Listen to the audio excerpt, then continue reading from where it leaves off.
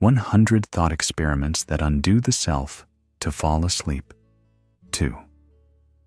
Have you ever wondered, what if you were just an idea your mind is having?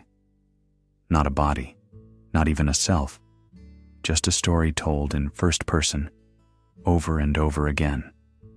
In the next few hours, we won't give you answers. Instead, we'll hand you questions so strange, so quietly disorienting, they loosen the grip of who you think you are. This isn't a lecture. It's a gentle unraveling, a guided meditation made of paradox, poetry, and the quiet science of not knowing.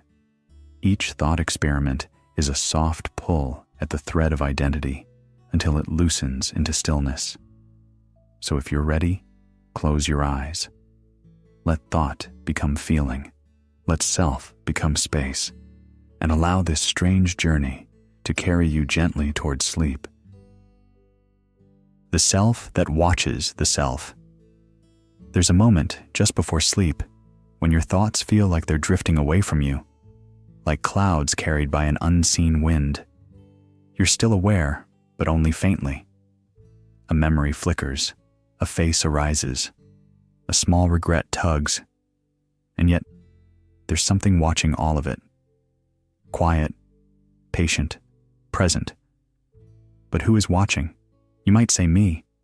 But then, who said that? The thinker or the one who noticed the thought? If the thought came and went and something remained, what was that stillness left behind? A man once sat on the edge of a fountain in a busy square. Next to him, a woman rested her shopping bags and simply asked, "Do you ever catch yourself thinking and then wonder, who's the one catching?" He didn't answer right away. He just laughed. Not because it was a joke, but because he understood. That strange recognition, the one that sneaks up on you while washing dishes, crossing a street, or staring into your own tired reflection after a long day. In Eastern thought, this quiet presence has a name. The witness. In Western thought, it's sometimes called the observer or meta-self. Psychology refers to it as metacognition, the mind that monitors the mind. And in neuroscience, it's a mystery that dances just outside the scan. But labels are slippery. The experience itself of watching your own thought, of catching yourself mid-emotion, mid-memory, mid-impulse, that's what matters. That's the crack in the mirror. Because if you can see yourself feel, then are you the feeling? Or are you the seer? And if you can notice your memories playing like a silent film in your mind, then are you the memory or the audience? Some philosophers say it's like placing two mirrors face to face. Each reflection contains another, and another, and another. The you that thinks, and the you that watches the thought, and maybe the you that realizes the loop is happening at all. A friend once told me while holding a warm cup of tea, "Sometimes I feel like I'm two people, one living life and the other just noting it down." And maybe that's not strange at all. Maybe it's the beginning of clarity. You're not broken for noticing the echo inside your own mind. You're not confused. You're simply awake enough to realize that the mind folds in on itself, like paper, like origami, until it forms a shape that looks like a self. But what if that self is only a shape, not a source? If you fall asleep tonight with a thought in your mind, and then you watch that thought rise, twist, and fall, ask gently, not urgently, who is it that noticed? You don't need an answer. Just the softness of the question may be enough to loosen the thread. And as that thread unravels, we take one quiet step further into the mirror, toward the next thought. What if you weren't even the original you to begin with? The ship that forgot its captain. They say people don't change, but look closely and you'll notice everything about you already has. The way you laugh, the way you think, even the flavor of silence in your mind at night. None of it is quite what it used to be. Maybe it never was. Consider this. If your memories could be rewritten, if your habits were reprogrammed, if every cell in your body replaced itself quietly while you weren't looking, would you still be you? This isn't just a thought experiment. It's your daily life. You've shed skin, grown neurons, lost dreams, gained fears, abandoned beliefs, and forged new desires. And yet, you still answer to the same name. You still carry the same passport. You still say, me. But what exactly are you referring to? The ancient Greeks once wondered this about a ship. The ship of Theseus, they called it. Replace each wooden plank one at a time. Eventually, not a single original piece remains. So, is it still the same ship? And if not, at what point did it stop being itself? Now replace ship with self.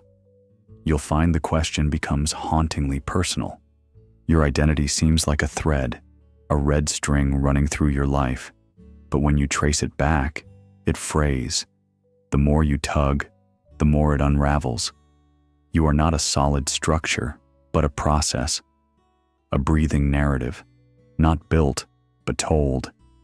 And stories, as you know, don't stay still. They're edited with every heartbeat, with every forgotten face, with every night you choose sleep over memory. Do you think we stay the same? I think we like to believe we do, because the alternative is terrifying, or maybe freeing. Freeing? If I'm not fixed, then maybe I'm not trapped either. So here's the quiet truth that sits beneath your identity. You are a flowing current that thinks it's a lake, a melody that forgot it was being played. The ship still sails, but the captain, the original intent, the first belief, it's long gone. Maybe it never even existed in the way you thought. And if that's true, then who or what is steering now? Or is the wheel turning on its own, powered by memories pretending to be a self? As you drift gently into the next question, let that thought settle. If you are the ship, and every part has changed, maybe you were never the ship at all. Maybe you were the sea. The brain in the bathtub. The warmth of the water wraps around your limbs like a lullaby. Steam drifts upward in soft spirals, and somewhere, not far, not near, you hear this voice. My voice. But pause, just briefly. How do you know you're in a body at all? How do you know you're not simply a brain, suspended in a tank, fed signals through invisible wires? This isn't a nightmare. It's a philosophical mirror. A question whispered since Descartes first doubted the ground beneath his feet. What if everything you feel is a trick? Not by a demon, perhaps, but by a machine so perfect it mimics reality with pixel-level precision. A simulation not of the world, but of your experience of it. You reach for the faucet. The temperature shifts. But what if that sensation of heat, the tug in your fingers, the sound of droplets pattering against porcelain, what if all of it is electrical smoke? Not lies, just code. Two voices emerge from the room next door. Is it weird, one asks, that sometimes I can't tell if I'm dreaming or awake? The other chuckles. Number. It's weird that we assume we always know the difference. Maybe you've had moments like that, when reality feels just a hair too polished, a coincidence too perfect, a déjà vu too exact. And in those cracks of familiarity, a question sneaks in. What if this is all edited? What if your life is being rendered in real time? For you, by you, but not from you. Cognitive scientists say your brain doesn't perceive reality. It constructs it. Vision is less like a window and more like a painter. guessing at the shapes, filling in the shadows, brushing away the blanks. You don't see the world, you see your brain's version of the world. So, what is real? Is it the consistency of sensation, the agreement between people, or something else entirely? Something we've never touched, because the touching itself might be a script. You run your hand along the surface of the bath, the ripple obeys, it reflects, it shimmers, but maybe, just maybe, this obedience is the illusion. Maybe the shimmering is feedback, not fact. Someone speaks again, from the hallway this time.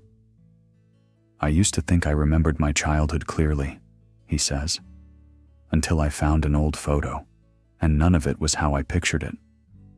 His friend replies gently, maybe it's not about what happened. Maybe it's about how your brain needed it to be. And there it is, a quieter revelation. The question isn't whether this world is false. It's whether the world is ever anything more than our internal translation of chaos, a curated hallucination, a usable dream.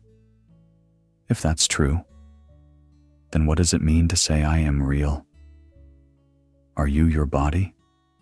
But even now, you're not fully aware of your limbs.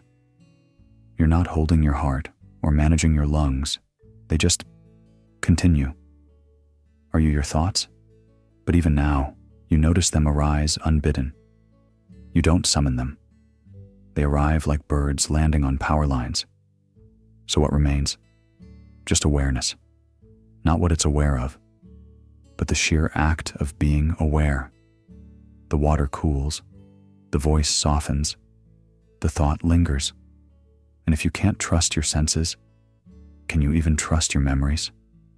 Let's drift into that next ripple, where the self you think you are might just be an echo. The memory that was never yours. It begins with a flicker, a scene you're certain you've lived, the sound of rain on tin, a song playing in a hallway, the voice of someone you haven't seen in years, laughing in a way that makes your chest tighten. But what if that moment never truly happened? What if the image you hold so clearly in your mind was never part of your past, but a quiet invention? Something seeded by a dream, a story told too often, or the mind's desperate need to make sense of pain? Memory doesn't behave like a camera. It doesn't capture, it composes. Psychologists have long known that our recollections are not fixed snapshots but fluid reconstructions.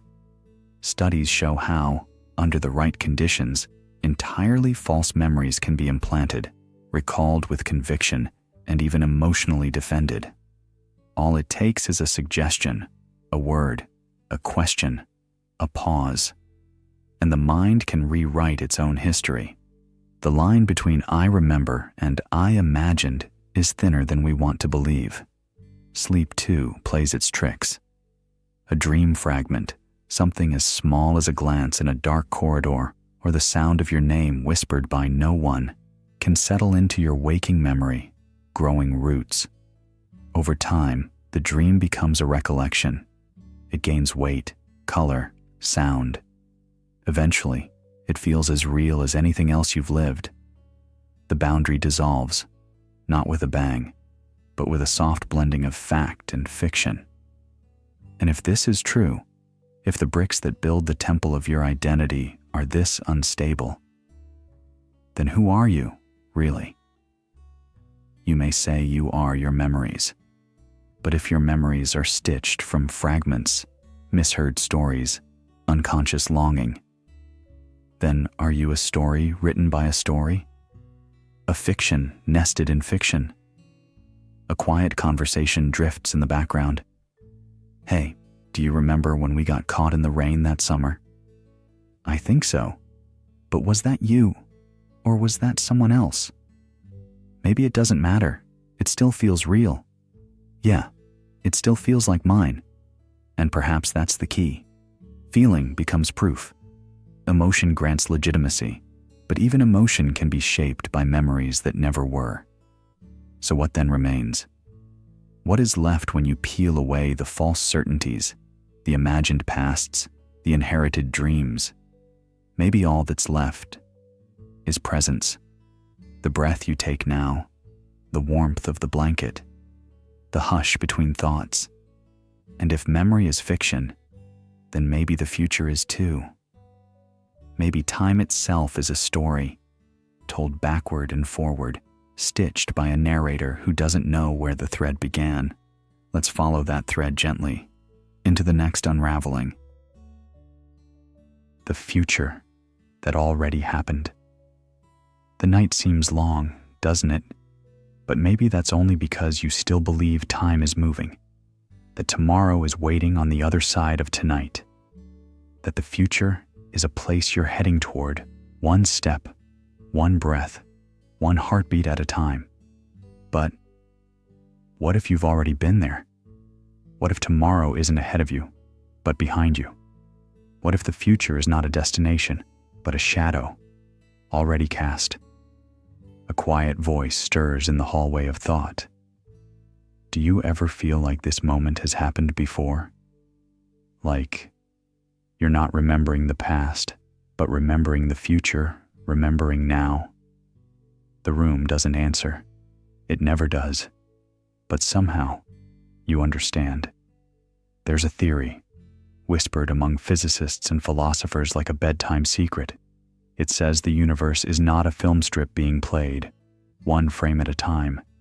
It's the whole reel, complete, silent, unchanging. The past, present, and future, all there, at once, like a sculpture, a frozen 4D cathedral of existence. Time doesn't flow, you do. And that's where it begins to unravel, gently. What if you're not walking through time, but being read by it? Like the needle of a record player tracing a groove already etched. Your choices, your pauses, your laughter, your regret, not decisions but melodies already written. And your consciousness? Just the listener, just the rhythm moving through you. So, am I really choosing anything? Maybe you're not the one choosing. Maybe you're the choice itself. It's a strange kind of comfort, like realizing the story has always had an ending, but that doesn't make it any less beautiful to hear. You remember moments that felt like fate, encounters that arrived too perfectly, regrets that made sense only years later. It's not evidence, but it's enough to feel the questions settle in your chest like dust in still air. If the future already happened, if every thought you'll think has already been placed like a stone in a quiet garden, then what is freedom? Maybe it's this. Not the power to alter the path, but to see it clearly, to feel its texture, to know the shape of your movement without needing to force it, to dance, not to improvise, but to remember the choreography written into your very being. Is that sad? Number. It's like hearing a symphony and knowing every note was already there. Still, it moves you. Let that be enough tonight. You're not here to outpace time. You're here to feel how the floor moved under you before you stepped on it. As the next segment approaches, hold this not as a puzzle to solve, but a softness to rest in. You're not late. You were always going to be here. And in a universe where everything has already unfolded, sleep is not a pause. It's the page turning itself, quietly, perfectly, again. The eye that creates the world. Close your eyes for a moment and open them again. What just happened wasn't a passive return to sight. It was an act of creation. The color of the bedsheet, the outline of the wall, even the way your hand exists at the edge of your vision. It wasn't there until you looked. Hey, do you ever wonder if everyone sees the same red? What do you mean? Like, your red might be my blue. but we'd never know because we both call it red. That's wild. So reality could be a shared illusion with private rules? And now, the question lingers. Do you see the world or do you project it? Quantum physics, in its strange poetry, tells us that observation collapses possibility. Before the eye glances, a particle exists in a haze of maybe. But when watched, it chooses. That tree outside your window. Before you looked, was it truly there in its detail? Or was it only a mathematical blur until your gaze turned its uncertainty into branches and bark? It's not just physics. Your brain doesn't receive reality. It assembles it. Light hits your retina and becomes a neural code. Your mind deciphers it not as light, but as leaf, window, sky. Every sound you hear is compressed, guessed, auto-filled. You are not a camera. You are a painter, recreating the world from sparse clues. And this has always been true. The red of a ripe apple is not in the apple. It's in the way your mind interprets light. The softness of a blanket is not in the fabric, but in the dance of receptors, memory, and context. Reality is a whisper. You give it voice. Okay, so, are we saying the world isn't real? Number, we're saying your version of it might be just one melody in a vast silent song. So my attention tunes the universe? Exactly. Like the needle on a record. Without it, the music is only potential. This is not fantasy. It's the frontier of neuroscience, of phenomenology, of the uncanny marriage between quantum mechanics and awareness. Perception isn't a window. It's a mirror, one that reflects, but also bends, reshapes, even conceals. That flicker you just caught in the corner of your eye, was it something there, or something waiting for your belief? The ticking clock beside your bed, how long has it sounded like that? Or did you just now allow it into your world? You are not in the world. The world is in you. And so, we ask gently, what is the shape of a cloud that hasn't been seen? What is the sound of a dream that hasn't yet arrived? If the eye creates the world, then who or what created the eye? Hold that thought gently, like a candle in the dark. Because in the next breath we'll ask, what if the eye that sees was also being watched? The observer observed. It begins not with a thought, but with the faint sensation of noticing. Noticing that you're here, that you are hearing this. And just as that awareness arises, something else follows. A subtle, almost imperceptible echo. The awareness that you're aware. A sensation folding back into itself, like a breath that breathes the breather. Two friends sit together at a cafe just before closing time. One stirs their tea absent-mindedly and says, "Have you ever caught yourself watching your own thoughts?" The other laughs, but not dismissively, more like someone who knows exactly what that feels like. "All the time," they say. Like I'm not living the moment, but filming it, from the inside. And then they fall quiet for a moment, as if both are suddenly aware they're being watched. Not by the barista, not by passers-by, but by something within themselves, a presence just behind the eyes. In cognitive science, there's a term for this, meta-awareness, the awareness of being aware. But long before science had words for it, sages and mystics simply described it as the watcher behind the eyes. Not a thing, but a space. Not a figure, but a mirror with no frame. In meditation, it's often said that you come to sit not with your thoughts, but with the space between them. And yet, in that space, you begin to feel watched, not by something separate, but by something silent, a presence with no name, only function, to witness. At first, this feels grounding, like you've located a center, a calm core that doesn't move when your thoughts do. But stay with it long enough, and even that center begins to tremble. Because the observer, too, is being observed, like mirrors facing each other in an endless corridor, each reflection giving rise to the next. No origin, no final viewer, only recursion. And then, softly, the question arrives. If I am aware that I'm aware, then who is aware of that awareness? A person waiting in line at a bookstore once leaned in and said, "I like standing here. It's one of the few places where my thoughts feel quiet, like I'm just watching myself stand." And the person next to them didn't respond with philosophy. They just nodded. That kind of recognition doesn't need words. It's the same nod you give to someone else who's seen the inside of the mirror. Recursive consciousness isn't a flaw. It's a gift, a paradox that turns the mind inward not to confuse, but to clarify, to show us that behind every layer of identity, there is only watching, watching, watching, watching, until the idea of a watcher itself dissolves, and what remains?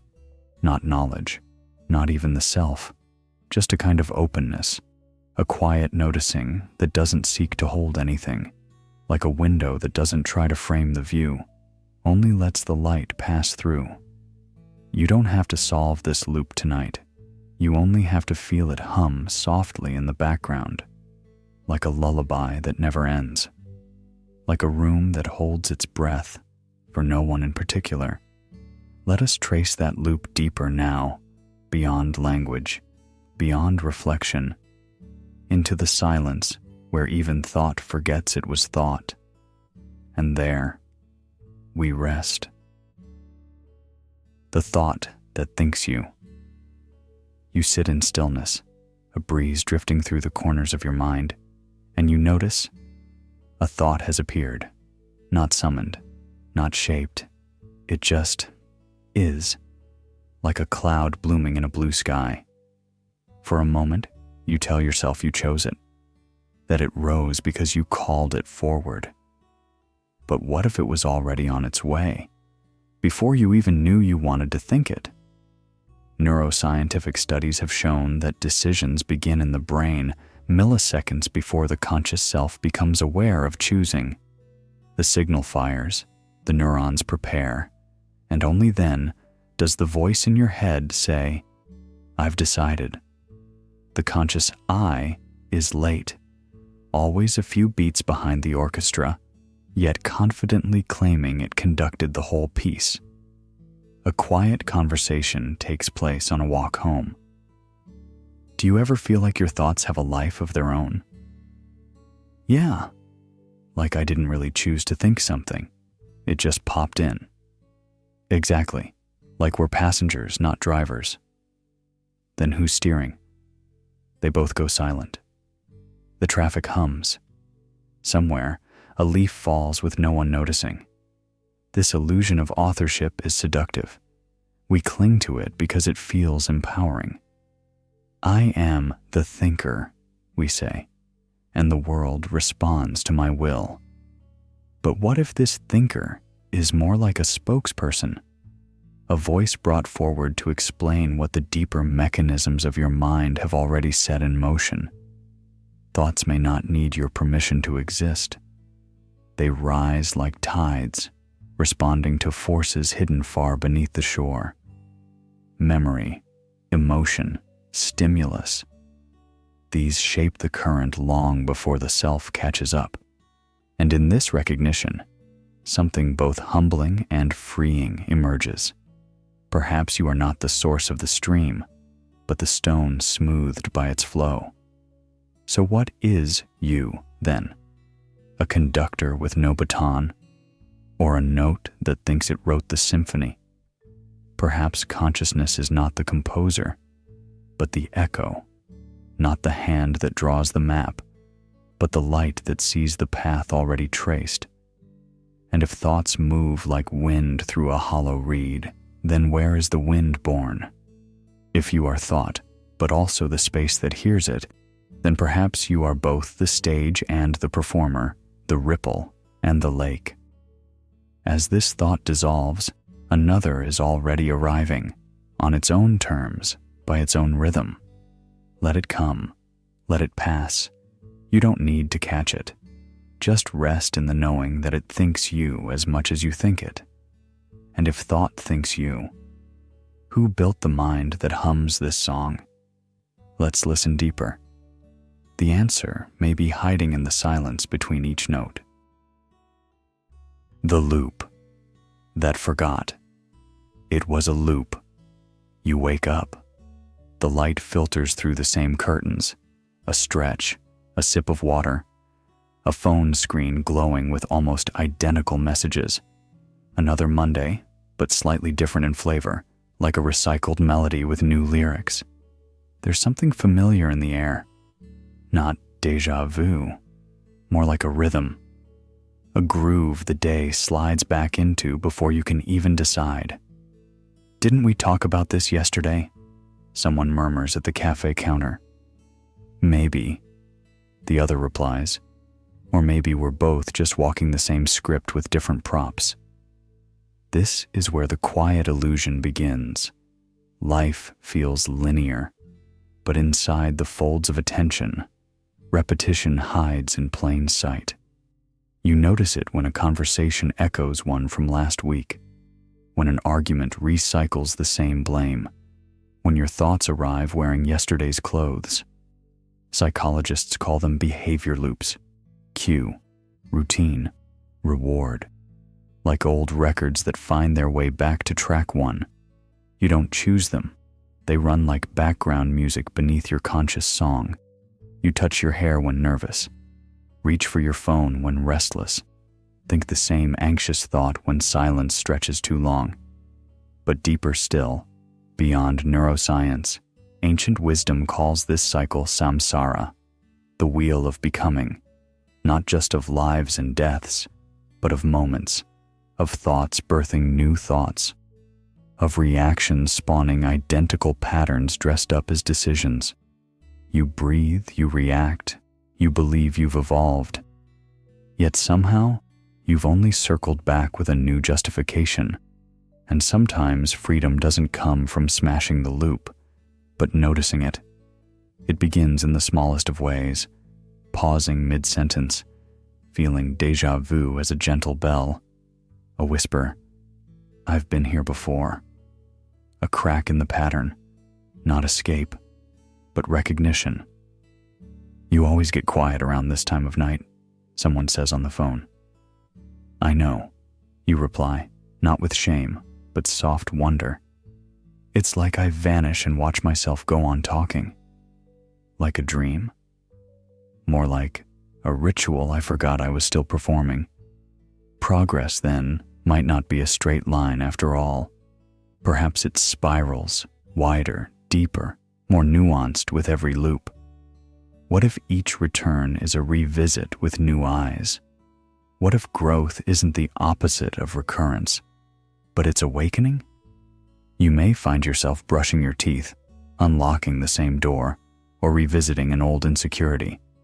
And yet, if you notice it, if you see the loop as it turns, something shifts. The cycle doesn't break, it softens. You stop mistaking it for something new. You begin to see its dance, and the dance is beautiful once you know you're in it. So if your day feels familiar, if your thoughts sound rehearsed, let them, but see them gently, as if watching a tide you've known your whole life finally name itself. Let the loop be, and let it be known. Now, if the loop becomes aware it is looping, what does it do next? Let's walk into that quiet mystery together. The mirror, with no one inside.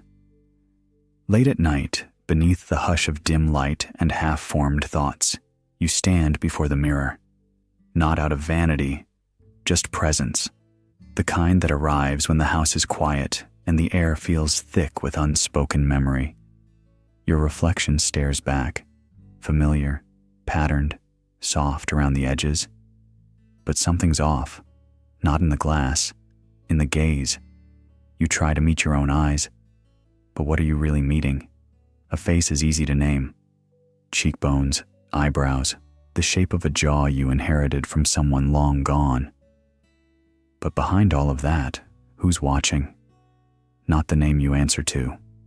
Not the story you've told for years, edited and retold at family dinners or during sleepless spirals. There's no biography in the pupil, no plot line in the quiet space between your inhale and exhale. In certain strands of Eastern philosophy, like Zen, Advaita, or early Buddhist thought, the idea of a fixed self is gently dismantled, not with aggression, but with the gentleness of mist erasing ink. There is no true you behind the face, just patterns, thoughts arising, roles performed, labels accepted. It isn't that you don't exist, but that what you call you may be nothing more than a momentary arrangement, like the curl of steam above tea. A phenomenon, not a person. Do you ever feel like, if you stared long enough in the mirror, you'd forget which part was real? Yeah, like the reflection becomes a stranger, but somehow knows you better than you know yourself. When the lights are on and the world is loud, the self feels solid, but turn them off. Let the room dim into stillness, and the outline begins to shimmer. What if the self is not a substance, but a spotlight? A beam of awareness that, when directed, animates whatever it touches. A character only lit when attention plays along. Without it, where does the actor go? It's a strange, soft fear, to feel hollow. But maybe it's not hollowness, maybe it's openness. What looks like absence could be space. What feels like a void might be the very freedom from confinement. The mirror doesn't lie, but it doesn't reveal the truth either. It only shows what light allows and hides what silence protects. And so you blink. You walk away. But the question remains, not haunting, not urgent, just quietly looping in the folds of thought like wind brushing across a lake. If there's no one in the mirror, who was ever looking? And if no one is left to be seen, what then is still seeing? The dream you forgot to wake from. You opened your eyes this morning. Light filtered in through the curtains. The world resumed its rhythm. Coffee brewing, socks matching, notifications blinking. But a quiet doubt flickers beneath it all. Are you truly awake? Or did the dream simply take a calmer shape? There's a moment that comes sometimes, right between sleep and waking, when the ceiling feels too smooth, the birds too well-timed, as if everything around you is just believable enough to stop you from asking the obvious question. Where exactly did the dream end? A couple sits at a cafe, the breeze catching the edge of a napkin. Do you ever get that feeling, she says, that this all feels copied? Like we've had the same conversation before? He looks at her and half smiles. Maybe we have. Or maybe dreams are recycling their sets. Philosophers across time have lingered in that crack between sleep and waking. Zhuangzi once dreamed he was a butterfly, and upon waking, he wasn't sure if he was a man dreaming of being a butterfly or a butterfly dreaming of being a man. Descartes asked, how can we be certain this waking world is real and not just another trick of the mind? Modern neuroscience offers little comfort. Lucid dreamers describe entire worlds, complex, vivid, sensorially rich, crafted by their own minds. In those dreams, you can taste mint, feel pain, fall in love. Waking, then, may not be a full escape, but simply a longer, tighter loop in the spiral. And what of suffering in a world that might still be sleep-shaped? If this is a dream, does that lessen the sting of heartbreak? or deepen it? If pain can wake you, can it also lull you further in? Maybe it's not about dismissing what happens, but about remembering softly that none of it is final. Not the names you were called, not the roles you play, not even the idea of you held together by routine and reflection. There's something liberating in that. Not nihilism, but relief. Like hearing that the play will go on, but you no longer have to memorize your lines. You can just be, without needing to make the scene make sense. A stranger holds open the elevator door for you. "Looks like you made it just in time," he says with a kind nod, as if he's been expecting you. And somehow, the phrase settles oddly in your chest. Not quite déjà vu. More like being reminded of something you forgot you always knew. If this is a dream, then maybe peace isn't found by fixing it, but by loosening your grip, by letting the plot wander, by forgiving the stranger who forgot your name and the version of yourself who forgot to wake up. The mind may crave certainty, but the soul, perhaps, just wants to be surprised. And that quiet joy, the one that arrives when you stop needing everything to be real, that's the sweet mercy of this thought experiment. So rest here a while. Let the thought drift. Because if this is still the dream, then maybe the next whisper in your mind is a message from the dreamer. The mask that wore you. There's a moment in life when silence hangs heavier than words, when you're alone and the applause has faded. You've played your part so well that even in the stillness, you hesitate. Who are you now without the stage? The friend who always listens, the reliable coworker, the flirt, the fixer, the quiet one, the leader. We live as these masks so long, we begin to forget that they once were choices, temporary roles, convenient covers. But like vines creeping over a statue, they tighten until they speak for us. Carl Jung called these personas not lies exactly, not deceits, but social contracts, tools for survival in a world that demands predictability. You adjust your tone with a stranger. You laugh a little louder with friends. You hide the hurt behind a knowing smirk. Not because you're insincere, but because the world taught you to perform comfort even when you're unraveling. And when the performance gets applause, that version of you wins a little more space in the spotlight. But here's where the lines blur. Over time, the mask doesn't just stay on. It begins to speak first. The shy child learns to wear humor like armor. The overachiever clings to praise because it confirms they're worth loving. The empath becomes everyone else's shelter, until they forget what their own storm sounds like. The costume fits so well, you stop noticing the tightness.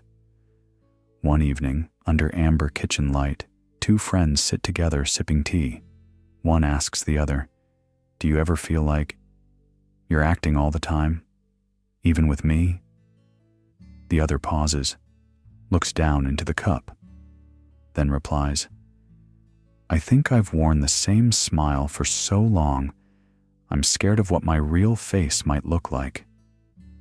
There's no judgment, just the quiet warmth of truth passing between them. What if your most practiced role has become your entire self? If you've never taken the mask off, how would you even recognize your own face?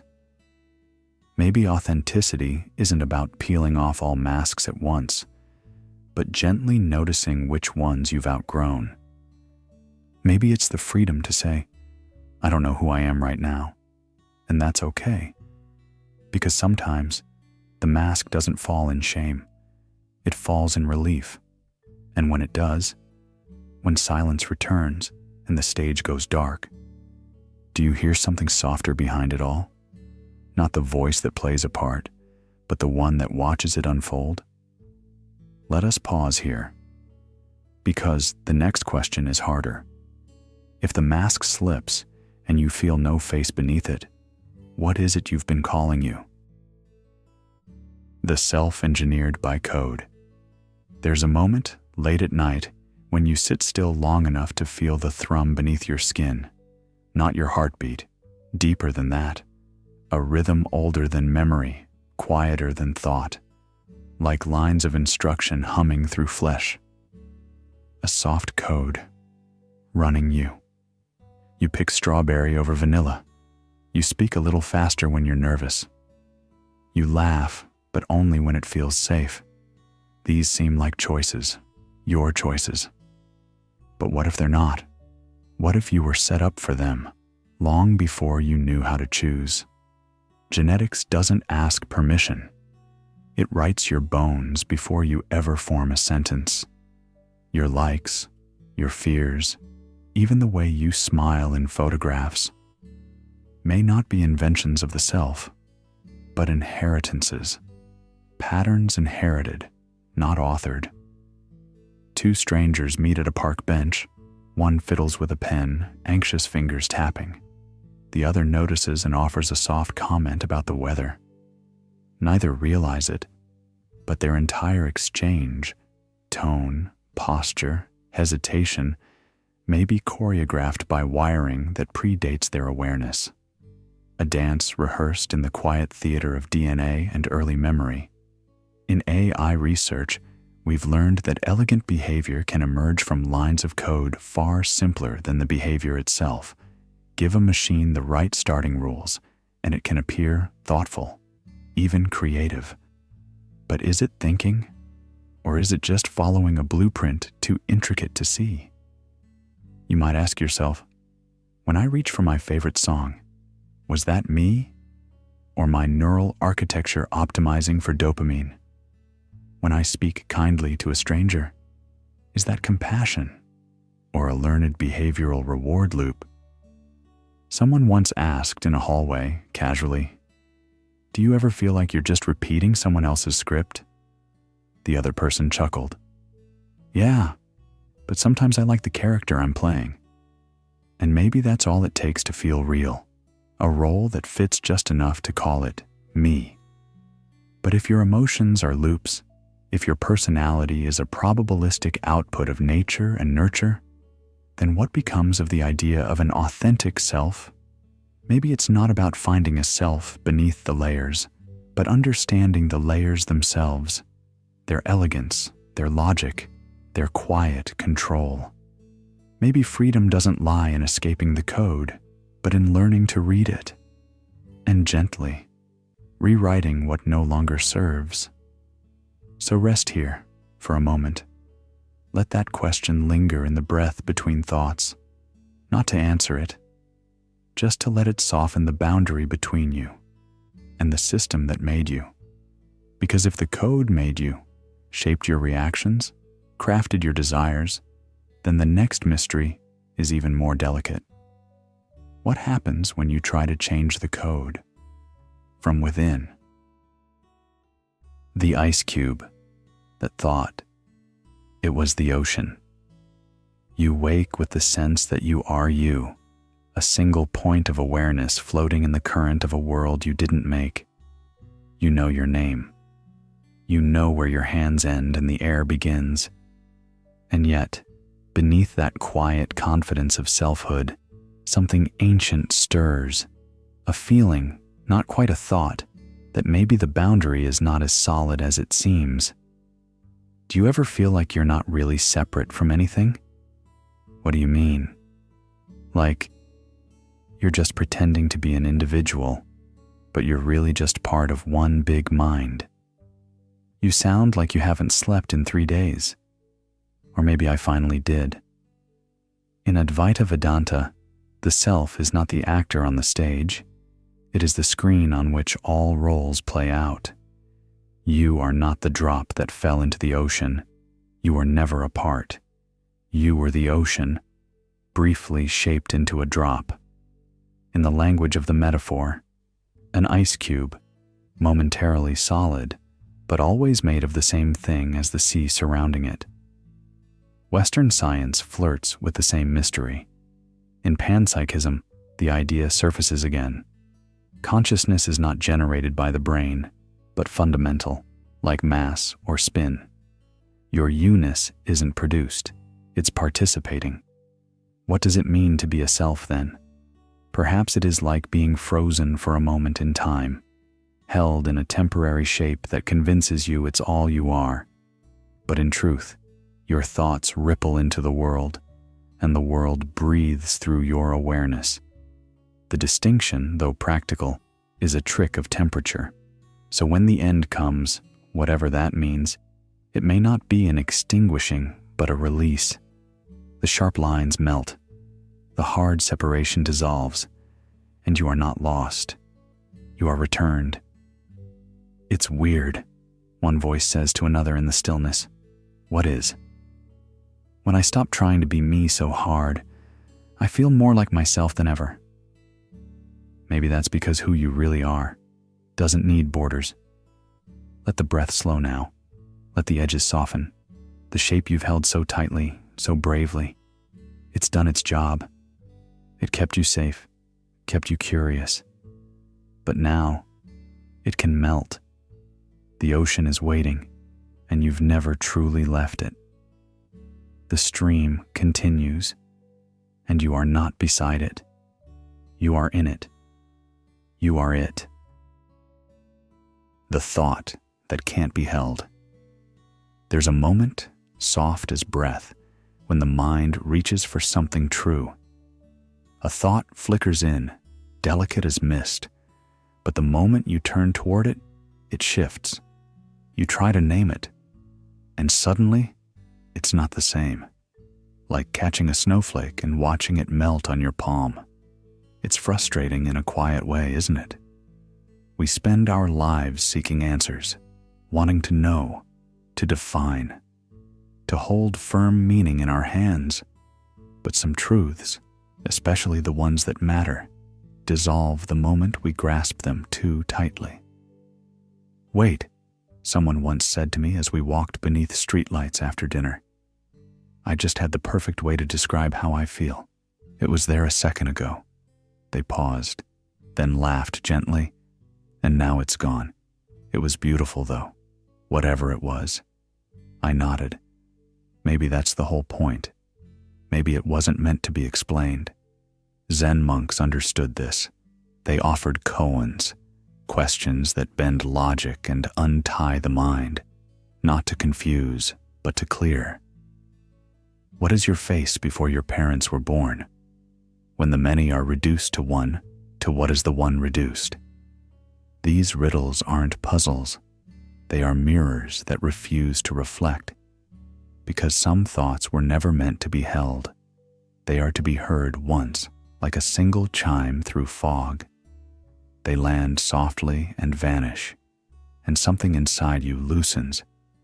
It's not failure to let a thought pass. It's wisdom. There's a freedom in surrendering the need to catch it. Like resting your head on someone's shoulder without asking what they're thinking. Like letting go of the need to define the sky and just watching its color change. Earlier today, someone at a cafe sat down across from me and asked, "Can I sit here? My brain's too fried to explain why I need to." I smiled. No need. Sometimes that's the best kind of reason. And we just sat. No need to explain, no story to hold on to. Just two thoughts passing like clouds. So maybe wisdom isn't something you chase. It's what arrives when you stop running. It sidles up beside you in the quiet, not with a proclamation, but with presence. And now, we let it be. We loosen the grip. The next idea doesn't need to be summoned. It's already finding its way in. Let's listen. Let it come like a breeze through a half-open window. And if you drift off before it arrives, that's perfectly okay. You'll meet it again when the mind is quiet enough to hear. The you beneath the name. There's a quiet moment in the dark, just before sleep takes you, when you forget your schedule, your obligations, your name. Yet, somehow, you still feel like you. Not the one everyone sees. Not the one described in resumes, messages, or memories. But the one who simply is. The silent presence beneath all labels. The part of you that existed before you were ever introduced to the world. Even as a child, before you could write your name, before language gave you a title, you were aware. You didn't need an identity to experience the warmth of the sun or the comfort of a mother's hum. That awareness didn't ask for validation. It didn't perform. It simply noticed. And that's what remains. Long after the roles and reputations change, a name is useful. It connects, it communicates, but it also limits. It puts edges around something that has none. When someone says your name, it stirs an entire history, a story. But stories are selective. They exclude more than they include. And what gets left out might be closer to the truth. There is a kind of freedom that emerges when you sit in stillness and let the noise of identity fall away. You begin to sense something more constant than your thoughts, more spacious than your personality. Not the thinker, but the awareness that thoughts appear to. Not the actor, but the stage itself. Do you ever feel like you're more than your name? Sometimes I forget my name when I'm really quiet, and weirdly, it feels more like me. What if your life isn't a process of becoming, but a gentle unveiling? You don't need to earn your real self. It doesn't need to be built or improved or liked. It just needs to be noticed. When you stop trying to define yourself, you may find a kind of wholeness you didn't know was there, like realizing the sky was always behind the clouds.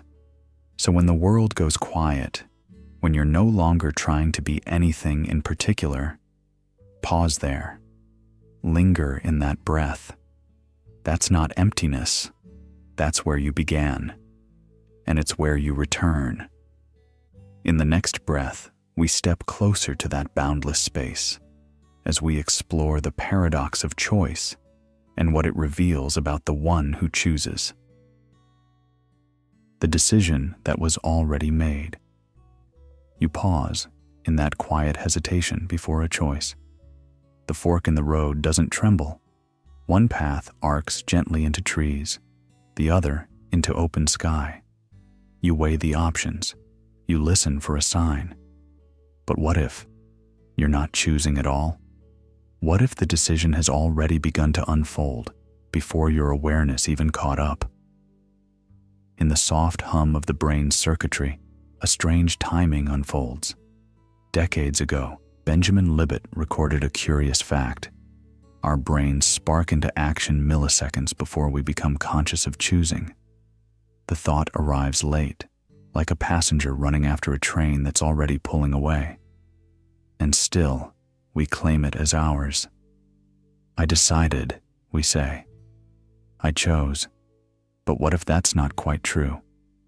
A man shifts his weight on a subway bench and says to the stranger beside him, "Funny thing, I told myself I'd skip coffee today, but here I am, cup in hand." The stranger smiles, not unkindly. "Maybe your hand knew what it needed before your mouth did." The conscious mind is a brilliant narrator, but a narrator still. It rewrites the reasons, ties the laces, patches over the seams. It doesn't drive the engine. It smooths the story, a tidy illusion of control. And yet, there's something comforting about that illusion. It helps us sleep at night, until nights like this, when the quiet peels back the curtain. So then, are you the pilot or the witness?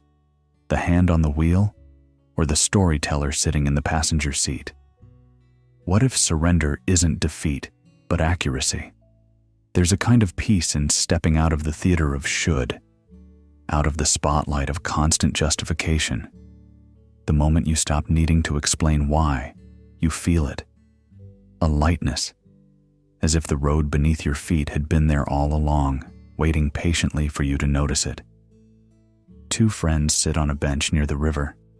One says, "I feel like I've made so many wrong turns." The other dips their fingers into the water. Or maybe every turn just led here. And this was always waiting. There's no verdict here, no demand to accept or reject the science, only a soft suggestion. What if noticing is more honest than choosing? What if, beneath the thinking mind, the deeper self already knows the bend in the path and simply whispers it through breath, through tension, through a wordless tilt of the body? So, tonight, let the crossroads fade. Let the question dissolve, not because it's answered, but because it was never quite yours to hold. You don't need to decide anything. You only need to feel the direction in your chest, like a bird sensing the wind. And as we move forward, not by decision, but by awareness, let's step into the next space, the strange paradox where freedom feels most alive, just after you let go of control. The feather that moved the mountain. There are moments in your life you don't even remember. Quiet ones, soft ones. A glance held half a second longer than usual. A sentence overheard on the train. A memory that rises unexpectedly while you're brushing your teeth. These aren't the thunderclaps we call turning points. They're more like dust motes suspended in morning light. And yet, somehow, they shift the entire terrain of who you are. The butterfly effect speaks of storms born from the flicker of a wing. In the inner world, it's subtler still. A single thought, barely formed, can become the root system of a future self. You may not notice when it happens, a passing doubt, a brief joy, a tiny envy, but it drifts inward, nests in the folds of your being, and begins to pulse. Over time, these micro-thoughts gather mass, like a feather collecting snow. Eventually, what began as weightless tips the balance of your life. Two friends sit under the soft hum of a street lamp after dinner. Do you remember that time in high school when Mrs. Kalin just said, "You always ask the questions no one else dares to?" Yeah? That's why I became a journalist. Not some grand plan. Just that sentence. One nods. The other smiles. We often believe that who we are is the result of big choices, career moves, relationships, dramatic changes. But often those choices were shadows cast by quieter things. The tone in someone's voice, the fear you didn't name, a single moment of kindness that made the world feel safe again. The mind is like water. Drop by drop, the smallest ripples can shape the current. An identity isn't some monument built in the daylight. It's sediment, layered, settled, forgotten. Until one day you look back and realize everything turned not when you leaped, but when you tilted ever so slightly. So what truly holds the weight of your becoming? Not the shouts that echo, but the whispers that linger. The ones so gentle, they move mountains without ever making a sound. And now, let us begin to listen more carefully, not for what shouts for our attention, but for what barely stirs, and yet transforms. The self that dissolves when not looked. There's a quiet moment in the day, often at night when the world goes dim, when you catch yourself forgetting who you're supposed to be. Not because of confusion, but because there's no one around to remind you. You aren't performing. You aren't explaining. You aren't reflecting anything. And in that stillness, the question arises, what remains of you when no one is watching? It's strange how the presence of others sharpens the outline of our identity. A friend calls your name and you remember how to smile that certain way. A coworker glances over and suddenly you sit up straighter, wear a personality like a fitted shirt. Even strangers, passing glances from someone on the bus seem to paint you into focus. But when the lights go off, when the room's empty, and your reflection fades into the black screen of a powered-off phone, do you stay the same? Psychology tells us that self-awareness increases under the gaze of others. The brain, in its intricate dance, lights up differently when we feel seen. There's a social mirror we carry around, and when it's gone, so too may be the character we were playing. At a quiet bookstore, a man once walked in, glanced around, then sat gently beside the philosophy shelf. He didn't speak. He didn't buy. He just existed. The shopkeeper didn't notice him for an hour. When she finally did and asked, "Is there something I can help you find?" He looked up as if waking from sleep and whispered, "No. I was just being, without needing to be anyone." There's a subtle truth buried in those words. So much of what we think of as self is actually interaction, a story stitched together by context, response, and witness. Alone, we drift. We lose the need to narrate. Even language inside the mind begins to soften. Thoughts float like bubbles rather than stream like dialogue. Identity, it turns out, may be less like a sculpture and more like mist, only visible in the right lighting. Two friends once spoke while watching a film late at night. One asked, "Do you ever feel like you disappear when no one's around?" The other sipped their drink, smiled softly, and said, "Not disappear. More like I return to default settings." Then added, "And maybe that's the real me, the quiet one, the one who doesn't need to perform." If that's true, then identity isn't something we hold. It's something that flickers with presence and dissolves in absence. Not a lighthouse, but a shadow that moves only when the light does. So tonight, as the world stops looking, perhaps you don't need to hold on so tightly. Let the shapes you wear soften. Let the self you usually present step down for a moment. There is no audience now. And maybe, just maybe, there never was. And as we drift forward, we may ask, if the self fades with the gaze, was it ever truly light at all, or only shadow playing in the eyes of others? Let us step now into that deeper shadow, where meaning hides not in presence, but in absence. The shell you outgrew without noticing. Some changes don't roar. They don't announce themselves with fireworks or final goodbyes. They whisper, and when they arrive, you don't even notice at first. You just start to feel like a stranger in your own skin, like a favorite shirt that suddenly feels tight around the shoulders, or a once comfortable thought that now itches at your mind. Growth doesn't always look like striving. Sometimes it looks like soft forgetting. You forget the tone of voice you used to defend yourself with.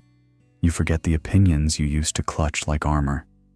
One morning, you wake up and realize the anger or the shame or the need to be understood, that constant ache, is simply gone.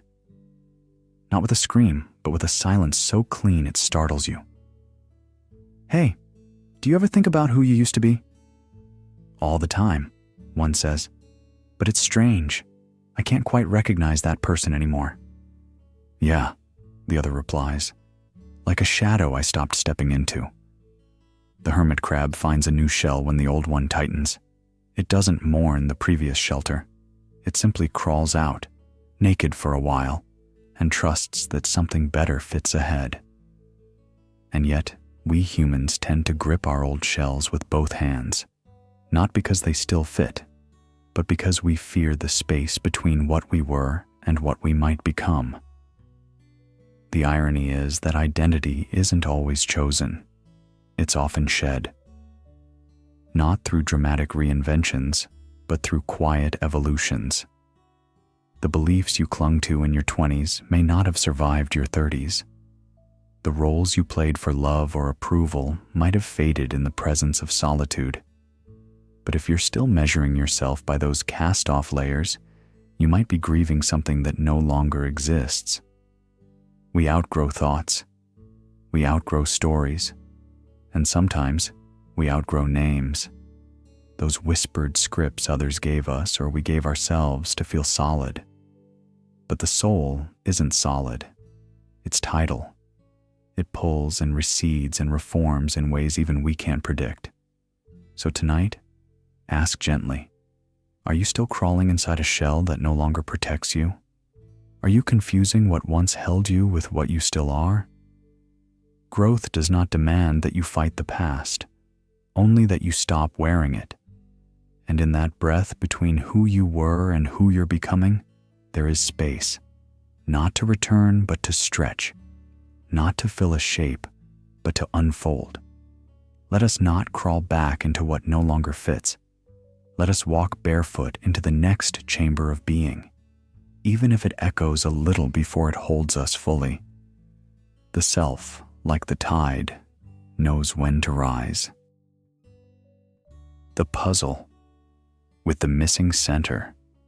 There's a moment, quiet, often in the hours when the city forgets to hum, when you begin asking, what am I really made of?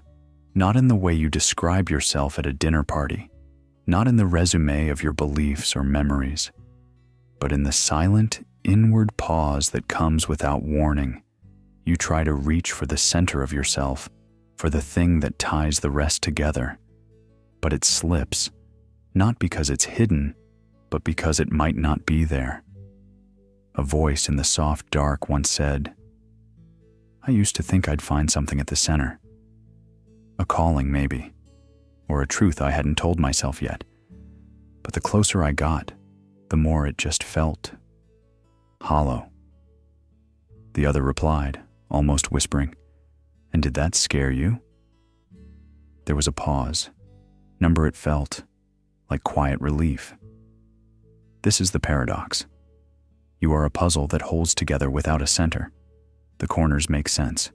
Your habits, your face in the mirror, the memories you keep like postcards. But where you expect a final piece, there's only space. A soft absence. A stillness. Buddhist thought calls this anatta, the doctrine of non-self. Not as nihilism, but as freedom. It doesn't mean you are nothing.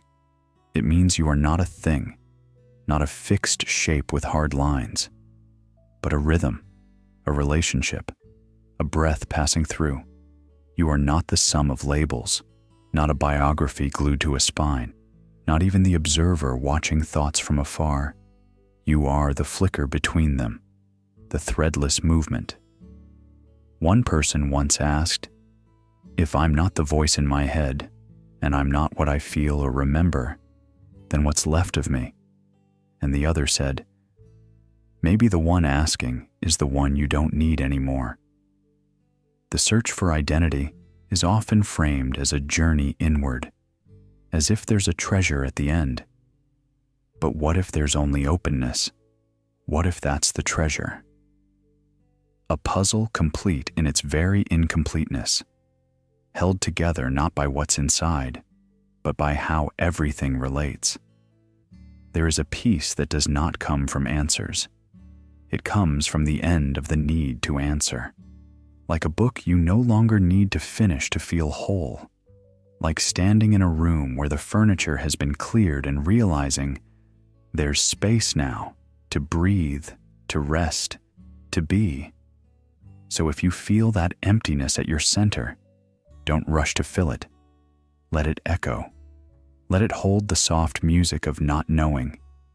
Because some things are beautiful, not because they're solved, but because they never had to be. And from that gentle hollow, something else begins to stir. Not knowledge, not identity, but presence. A warmth without name. A quiet that holds you even as you fall asleep. Now, in that stillness, something awaits you, not to complete you, but to meet you where you are. Let's follow that presence as it unfolds in the space between stories. The bubble. That thought. It was separate. Some nights, the silence grows so loud you start to believe you're the only one left inside it, as if your thoughts are the last fire flickering in an abandoned house.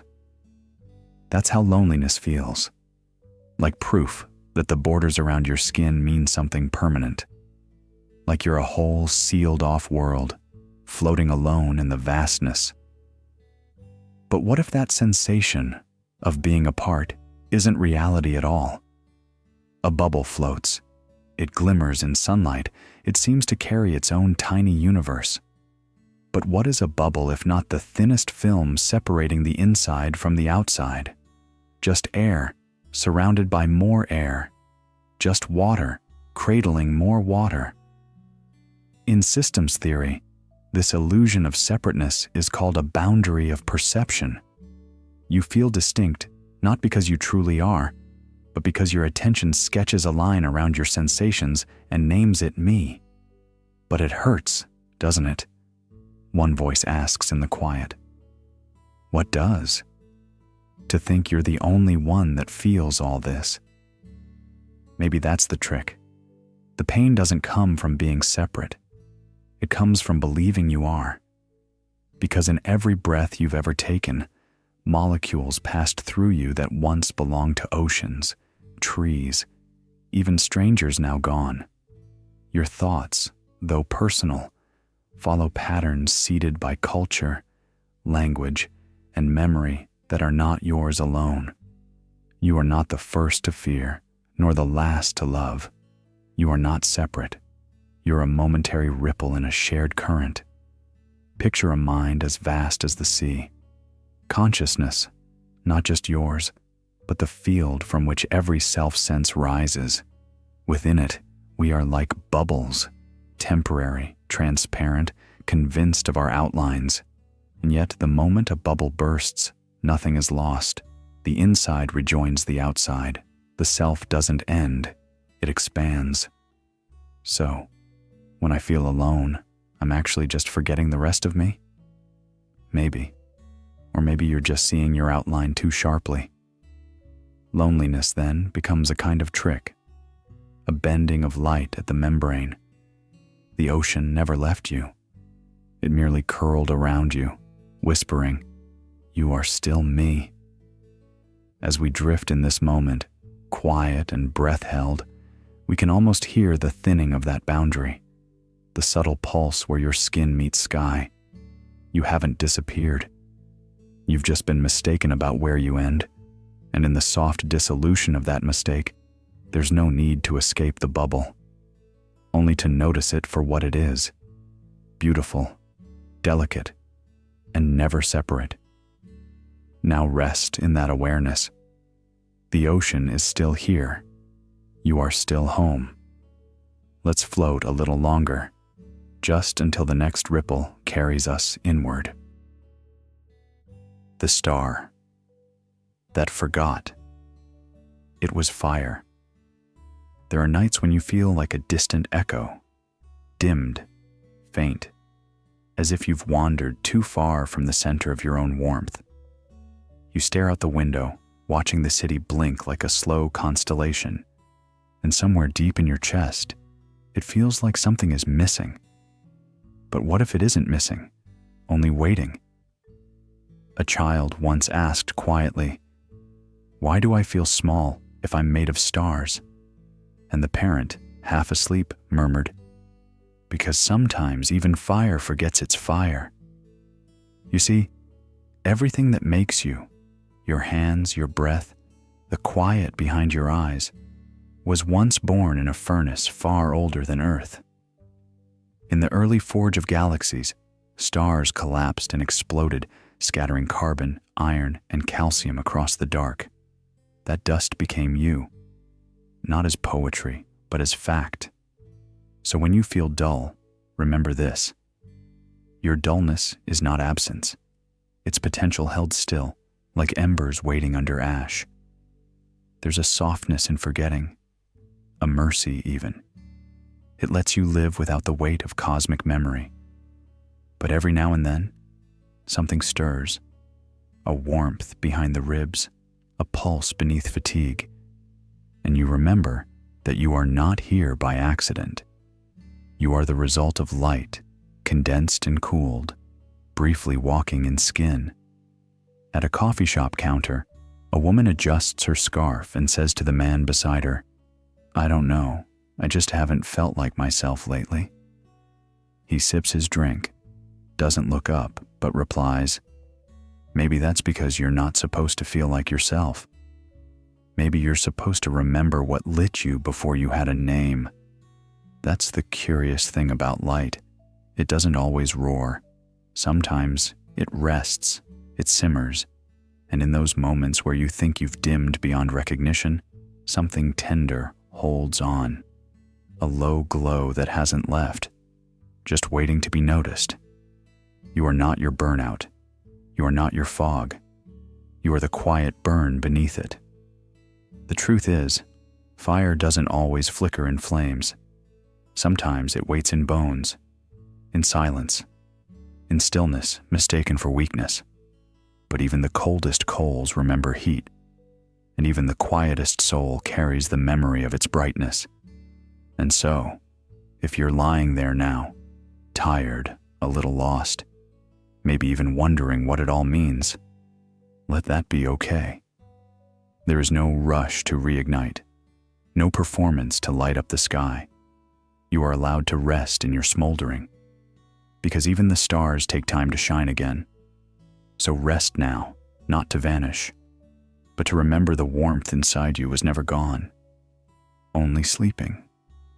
And in the next breath, we'll explore what happens when even your memories begin to dream. The breath that wasn't yours. You inhale, quietly, naturally, as if it belonged to you. But does it? The breath enters your lungs like a visitor who's been here before, though you never asked its name. A quiet rhythm you've come to claim as your own. And yet, this air, the one entering your chest at this very moment, was once inside an oak tree on a hill, inside a fox sprinting across snow, inside the lungs of a woman you've never met who cried softly last winter. The breath is not yours. It was never meant to be owned. Did you ever think about where your breath comes from? The question floats lazily between two friends lying in the grass, eyes tracing invisible patterns in the night sky. "I mean, no, not really," one replies. "I just breathe. It's mine, isn't it?" But what if every breath you take is someone else's exhale? A leaf's sigh, a stranger's whisper. Doesn't that make you feel less alone? The silence between them hums like a truth neither of them had dared to touch until now. Air is the great messenger of the world, carrying stories without sound, memory without form. With every inhale, the line between me and not me softens. The illusion of containment fades. You are not a sealed container. You are a wind-blown field, open and ever-changing. The breath does not belong to you. It merely passes through. And with it, so does the world. In biology, we say that the act of breathing is gas exchange. Oxygen enters, carbon dioxide leaves. But what if it's more than just a transaction? What if breath is communion, a ritual older than speech, a language without words? As the breath enters, you are receiving the world. As it leaves, you are offering something back. The cycle never ends. There is no breath that begins or ends with you. You are always mid-sentence in a conversation too vast to hear all at once. Perhaps that's why it feels comforting, this rhythm of in and out, because it reminds some quiet part of you that you are not separate. You never were. And if the breath is not yours, then perhaps neither is the thought that followed it, or the emotion that curled around it. What if everything inside you is just the outside, folded in? So, when I breathe, one of the two voices asks again, softer this time, Is it me breathing? Or the world breathing me? The other doesn't answer, just smiles, and the breeze answers for them, rustling the grass. Let us follow this breath now, not to control it, not to claim it, but to be with it, like a guest in a vast, breathing cathedral. It may take us somewhere deeper, where even the boundaries between you and air no longer hold. The thread pulled from a tapestry. It started with a pause, not a scream, not a revelation, just a pause, the kind of silence that follows a question you weren't ready to ask. You picked at a memory, barely meaning to. It was small, harmless, you thought, a remark someone once made, a feeling that didn't quite sit right, but the moment your fingers found it, the thread began to move, and then it kept going. A question about who you used to be turned into a question about who you are now. One string, one soft tug, and suddenly the pattern that had wrapped itself around your life began to shift, not violently, but persistently, as if the self you thought you were had always been waiting to be undone. Two voices float up in a hushed cafe. Have you ever looked at an old photo of yourself and felt like you were spying on a stranger? Not just a stranger, the other says, stirring honey into tea. More like someone I was told to be, and forgot to stop pretending. You don't need scissors to undo a tapestry. Just time. Just one thread at a time. That's how identity works. Woven across years, through gestures and glances, through roles we didn't choose but wore like skin. A laugh we practiced, a name we defended. A story repeated so often, we forgot to question if it was ever ours to begin with. Sometimes, it only takes one thread pulling loose. One moment of honesty. A single realization, like, wait, that wasn't love. Or I never wanted that. Or maybe I wasn't wrong after all. And then the colors blur, the design fades, and you see the loom behind it all, bare, humming, waiting. But this isn't the end. You are not falling apart. You are falling through. Because beneath the tapestry, there is still thread, software strong, patient, not yet committed to a shape, not yet named. Unraveling isn't erasure, it's liberation. When the false stitch comes undone, what's left is not absence, it's openness. Someone at the train station turns to a stranger and says softly, "Sorry, I've been staring. I thought you looked like someone I used to know. Turns out, it was me." We carry pieces of old selves like patches on a quilt, but when we remove them, we're not naked. We're simply returned to source. And from there, we get to choose what to keep, what to discard, what to reweave, not out of habit, but out of truth. And as you lie here now, the day fading into hush, notice the looseness around your thoughts, the space where identity has begun to breathe again. There's nothing wrong with unraveling, not when the thread leads home. Let the weave rest. Let the thread dangle free. Because in that space, something new begins to braid itself. Quietly, patiently, from softness, not certainty. And maybe that is where the truest self begins. The animal beneath the story. There are moments, quiet ones, just before sleep, when all the names you wear begin to loosen. Your job title slips off. Your social roles blur. Even your beliefs soften at the edges. And in that soft dark, something else stirs. It doesn't speak in words. It doesn't care for philosophy. It shivers when cold.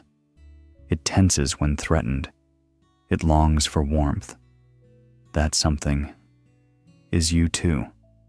Beneath your layered stories, beneath the curated self you've polished through years of identity work and self-help and striving, lives a being older than words.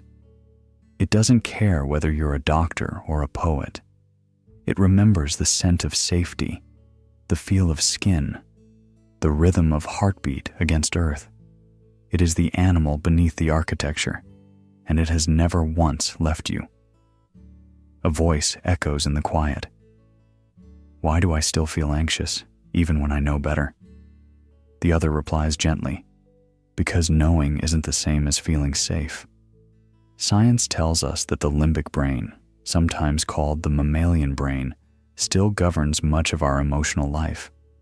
Fight, flight, freeze, even love and attachment. These responses arose long before you had a name, long before society wrapped you in expectations. Beneath all your books and your eloquence and your curated digital presence, your body still listens for predators, still feels hunger, still softens under a gentle touch. But here's the beautiful paradox. This ancient animal, this soft-furred survivor, it is not lesser. It is not something to outgrow or transcend. To meet the animal within is not a fall. It is a return, a reunion with the unspoken, a compassion for the self that still trembles, still growls, still runs toward what it loves and away from what it fears. One of them whispers as they lie in bed, "I still don't understand why I flinch when people raise their voice." The other smiles, wrapping the blanket closer. Maybe your body remembers something your story forgot. You are not a flaw in evolution. You are a miracle of it. Thought may try to tame the instinct, but it is the instinct that taught thought to care.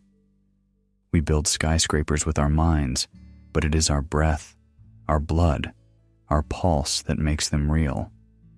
And when everything else fades, titles, possessions, theories, it is the animal that remains, breathing, beating, alive. So let's loosen the story tonight. Let the inner narrator fall silent. Let the body unclench. You don't have to be anyone for a moment. Not wise, not strong, just mammal, just warm, just breathing under the stars. And in that breathing, you may meet a part of yourself that never needed fixing, only remembering. As we move gently toward the next thought, let's leave behind the story and step barefoot into the soft forest of being. No explanations needed, just presence. The heart that never said I. There's something quietly loyal living in your chest. It has no tongue, no ego, no name to defend, yet it's been with you since the beginning, beating, steady, unseen. Not once has it said I, but it has spoken to you in every moment you forgot to speak. A woman in a soft cafe corner once said, "He said all the right things, but my chest felt tight the whole time." And her friend replied without lifting her gaze from the tea, "Then maybe you already knew." That is the kind of knowing the heart offers, not in words, in texture, in temperature, in tides. The mind spins stories. It builds cathedrals of logic and dresses them in words like bricks. It says, "This is me. I am this." But the heart, it only pulses. It waits, it warns, it warms. Its language is pressure and presence. It does not explain, it experiences. It does not narrate, it responds. Try to remember the last time you made a decision that felt deeply right, before you could justify it.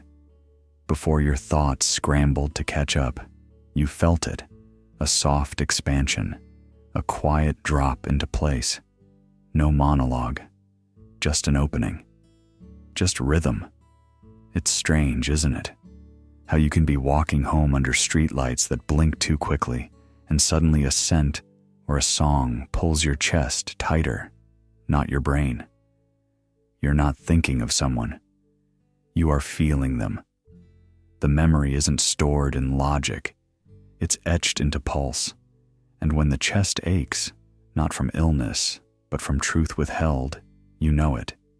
You've walked out of rooms with a polite smile while your heart felt like it was sinking through the floor. There was no lie spoken, but the beat faltered anyway, as if to say, "This is not where we belong."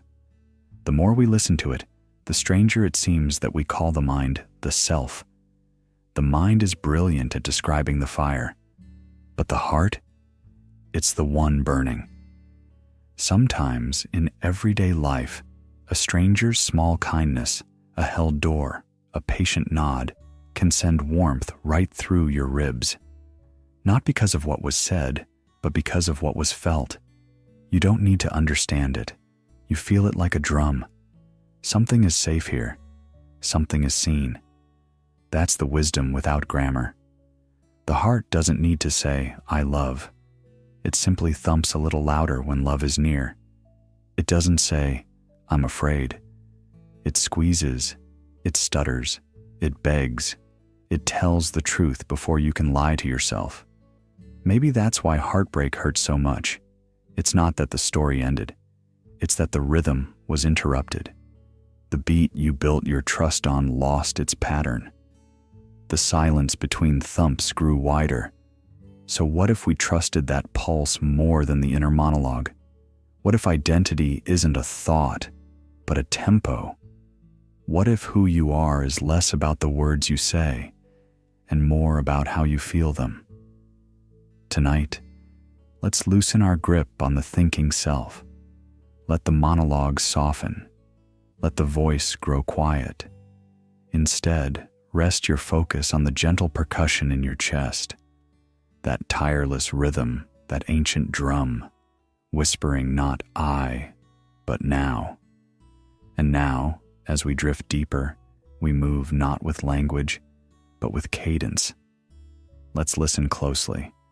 What does the next beat whisper?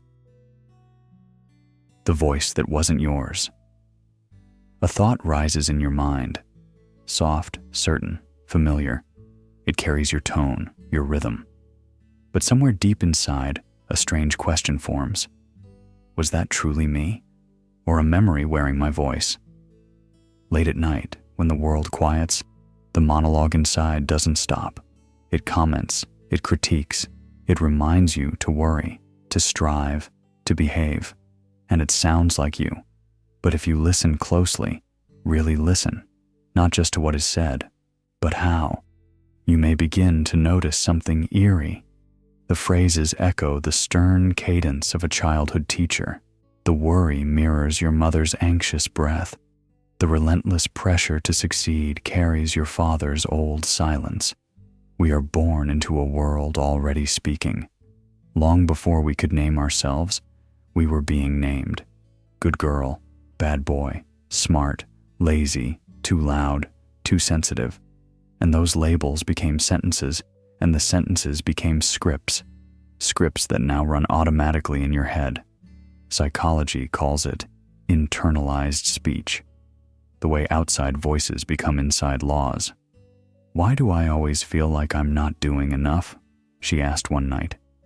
He replied, whose voice is that in your head telling you that? She went quiet. Honestly, it's my grandmother's. She used to say that rest was laziness. And do you believe that? But her voice still shows up when I rest. That's the strange power of these inherited voices. Even if we no longer agree with them, they still speak. They shape our decisions, our fears, our sense of worth. And because they sound like us, we rarely question them.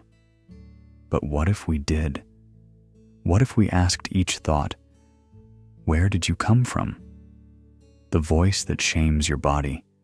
Was it a billboard, a passing comment, a childhood comparison?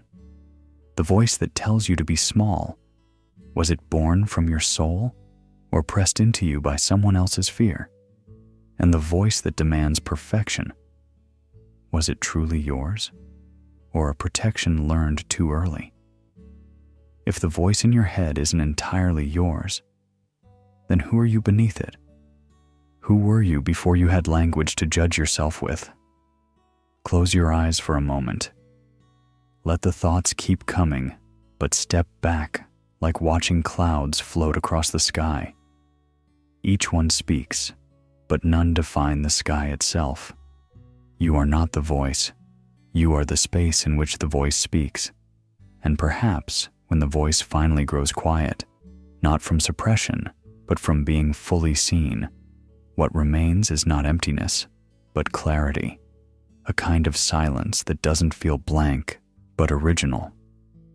Let us fall into that quiet now, not as an escape, but as a return. The voice may not have been yours, but the silence, that was always home. The brain that makes up the mind. You're lying there, maybe with your head against the pillow, still holding the day like a coat not yet taken off. A thought slips in, so familiar it feels like home. But here's a question. Who lit that thought? You may say, my brain did. Obviously. But the mind that answered, where did it come from? For a long time, we believed the mind lived inside the brain, like a puppet master behind the scenes. But now, science whispers a stranger truth. The mind may not be inside the brain at all.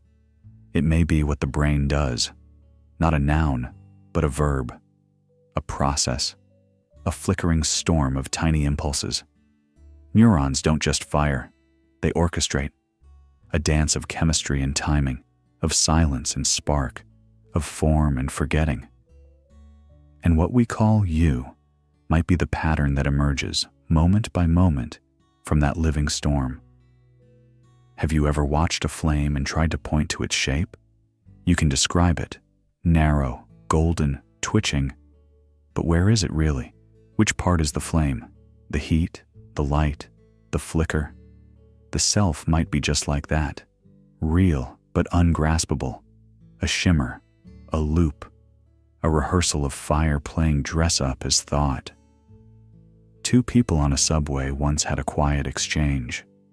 One was staring out the window, tracing the reflection of city lights. The other said, "You ever feel like your brain's just doing stuff without really asking you?" The first smiled faintly. "Yeah, like watching someone else dream, using your memories." It wasn't a joke, not really. Because when the mind is seen as a thing made, not contained, all kinds of questions unfold. If the mind is just what the brain does that mean every time you sleep, or pause, or daydream, the self dissolves and reforms? Do you die a little and reassemble? Not as loss, but as renewal? Maybe this is why we feel so different after a long walk, or why music moves us more than reason. The brain, under rhythm or stillness, rearranges its tempo. The pattern shifts, the self tilts. So perhaps you're not a permanent passenger. Perhaps you're the path the lightning takes, never twice the same. And if that's true, then control becomes less about holding on and more about listening closely, watching how the flame curls toward thought, letting go of the need to fix it in place. Because it will change. It always does. Even now, as you sink deeper into the quiet, the thoughts might drift. The self you were 5 minutes ago has already flickered out. That's not loss. That's light. So instead of grasping the flame, rest in its warmth. Watch it dance across the inner dark, and let it shapeshift without needing to be caught. Next time, we'll wonder what happens beneath the mind's dance, when thought itself goes silent, when only breath remains. The self that powers down. There's a hush that arrives not with words, but with the slow unraveling of them. A moment when the world you carry, your name, your worries, your hopes, begins to dissolve into a soft gray mist. You don't notice the exact second it happens. You're brushing your teeth. You're adjusting your blanket. And then, you're no longer there in the way you were. Do you ever think about where you go when you sleep? Like, in deep sleep? No dreams? Yeah, it's not a place, right? More like an absence that still feels like something. I wake up and say, I slept well, but I don't remember being there. So who was noticing that? That space, deep sleep, without form or story, isn't emptiness. It's a kind of pause where the machine of self powers down. No thoughts to organize, no emotions to feel, no roles to play. And yet, you wake, you return. There is continuity. You don't say, someone slept. You say, I slept. So something aware, was still quietly humming beneath the surface. Neuroscience tells us the brain's default mode network shuts off in deep, dreamless sleep. Philosophers like Advaita sages call this the glimpse of pure being, unconditioned, untouched. In that velvet darkness, the ego does not narrate. The mirror isn't shattered. It's just not reflecting. And still, something remains behind the glass. What if this silent presence, the one not thinking, not planning, not remembering, is closer to your true nature than all the words you use to describe yourself during the day? Not the dreamer who builds castles in the night, but the stillness between dreams. Not the thinker who solves problems, but the being who simply is, without needing a reason. Is that death-like? Number not ending, just resting, like the soul exhaling. Maybe it's the only time we're not pretending. There's a comfort in realizing that even when everything shuts down, the identity, the story, the running script, you are not gone. You are not erased. You are resting at the root. A tree in winter still lives, the heart still beats, and the awareness simply waits for morning. Let's not resist this descent. Let's not try to carry the weight of waking into the sacred night. Let the self fall away, like clothes folded gently at the edge of the bed. Let the breath slow, the thoughts dim, the roles dissolve, not in fear, but in trust. Because in that silence, before the dream begins and after it ends, something ancient is there, watching, holding, whole. The identity that protects itself. There's a certain stiffness we carry, even in silence, a tension behind the eyes, beneath the chest, as if something inside us is standing guard, waiting, watching, ready to say, "That's not me," before the question is even asked. You might notice it in a small moment. Someone says something, maybe a harmless joke, and something in you recoils, not from fear, but from the need to not be misunderstood, the need to keep intact the version of yourself that you've spent years rehearsing. Two friends stood outside a train station tonight, their words drifting between them like steam. One of them said softly, "Why did that bother you so much?" The other paused, looked down at their hands and replied, "Because it made me feel like maybe I'm not who I think I am." Then came a laugh, tired, real. And that scared me more than I expected. The ego, in the language of the mind, is not arrogance. It's architecture. A scaffold of stories we use to organize our existence. I am kind. I am independent. I am not like them. But often, what we're defending is not a truth, but a narrative. One that protects us from having to reconfigure the entire map of who we are. And so we deflect. We rationalize. We shrink or puff up just to stay within the lines we've drawn for ourselves. But those lines, are they walls or are they shadows? Sometimes late at night, you may hear a faint knock inside, a quiet challenge. Was that decision really you? Or was it just the version of you that needed to survive that moment? This is where the self becomes recursive. It doesn't protect your heart. It protects its own continuity, like a story refusing to end because it fears what happens when the pages run out. But here's the thing. A story isn't harmed by change. It becomes alive through it. A barista once said to a customer who looked frustrated, "Rough day?" The man shook his head. "Not really. Just trying not to feel stupid for changing my mind." She smiled gently. Funny thing is, that's usually when people start getting honest. Maybe the ego isn't an enemy, but it's not always a compass either. Maybe it's more like a locked door with a note taped on it. Do not open, too much truth inside. But what if we did? What if the identity you've been defending wasn't a fragile object, but an echo, one you no longer need to answer? There's a strange freedom in allowing your defenses to soften, not collapse, just loosen. Letting your idea of you be less rigid, less rehearsed, less required. And in that softening, something unspoken stirs behind the cracks, not weakness, not confusion, but a kind of quiet permission, a chance to ask, who am I when I'm not protecting who I am? So for now, you don't need to answer. You don't need to defend. Let it be blurry. Let the edges melt like dew against the morning light. And with that gentle breath, we move onward toward the next hush, the next undoing.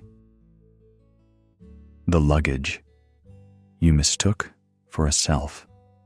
Somewhere deep in the rhythm of your breath, there's a weight you've grown so used to that you've forgotten it's not part of you. It sits quietly, just behind your thoughts, like a worn suitcase by your side.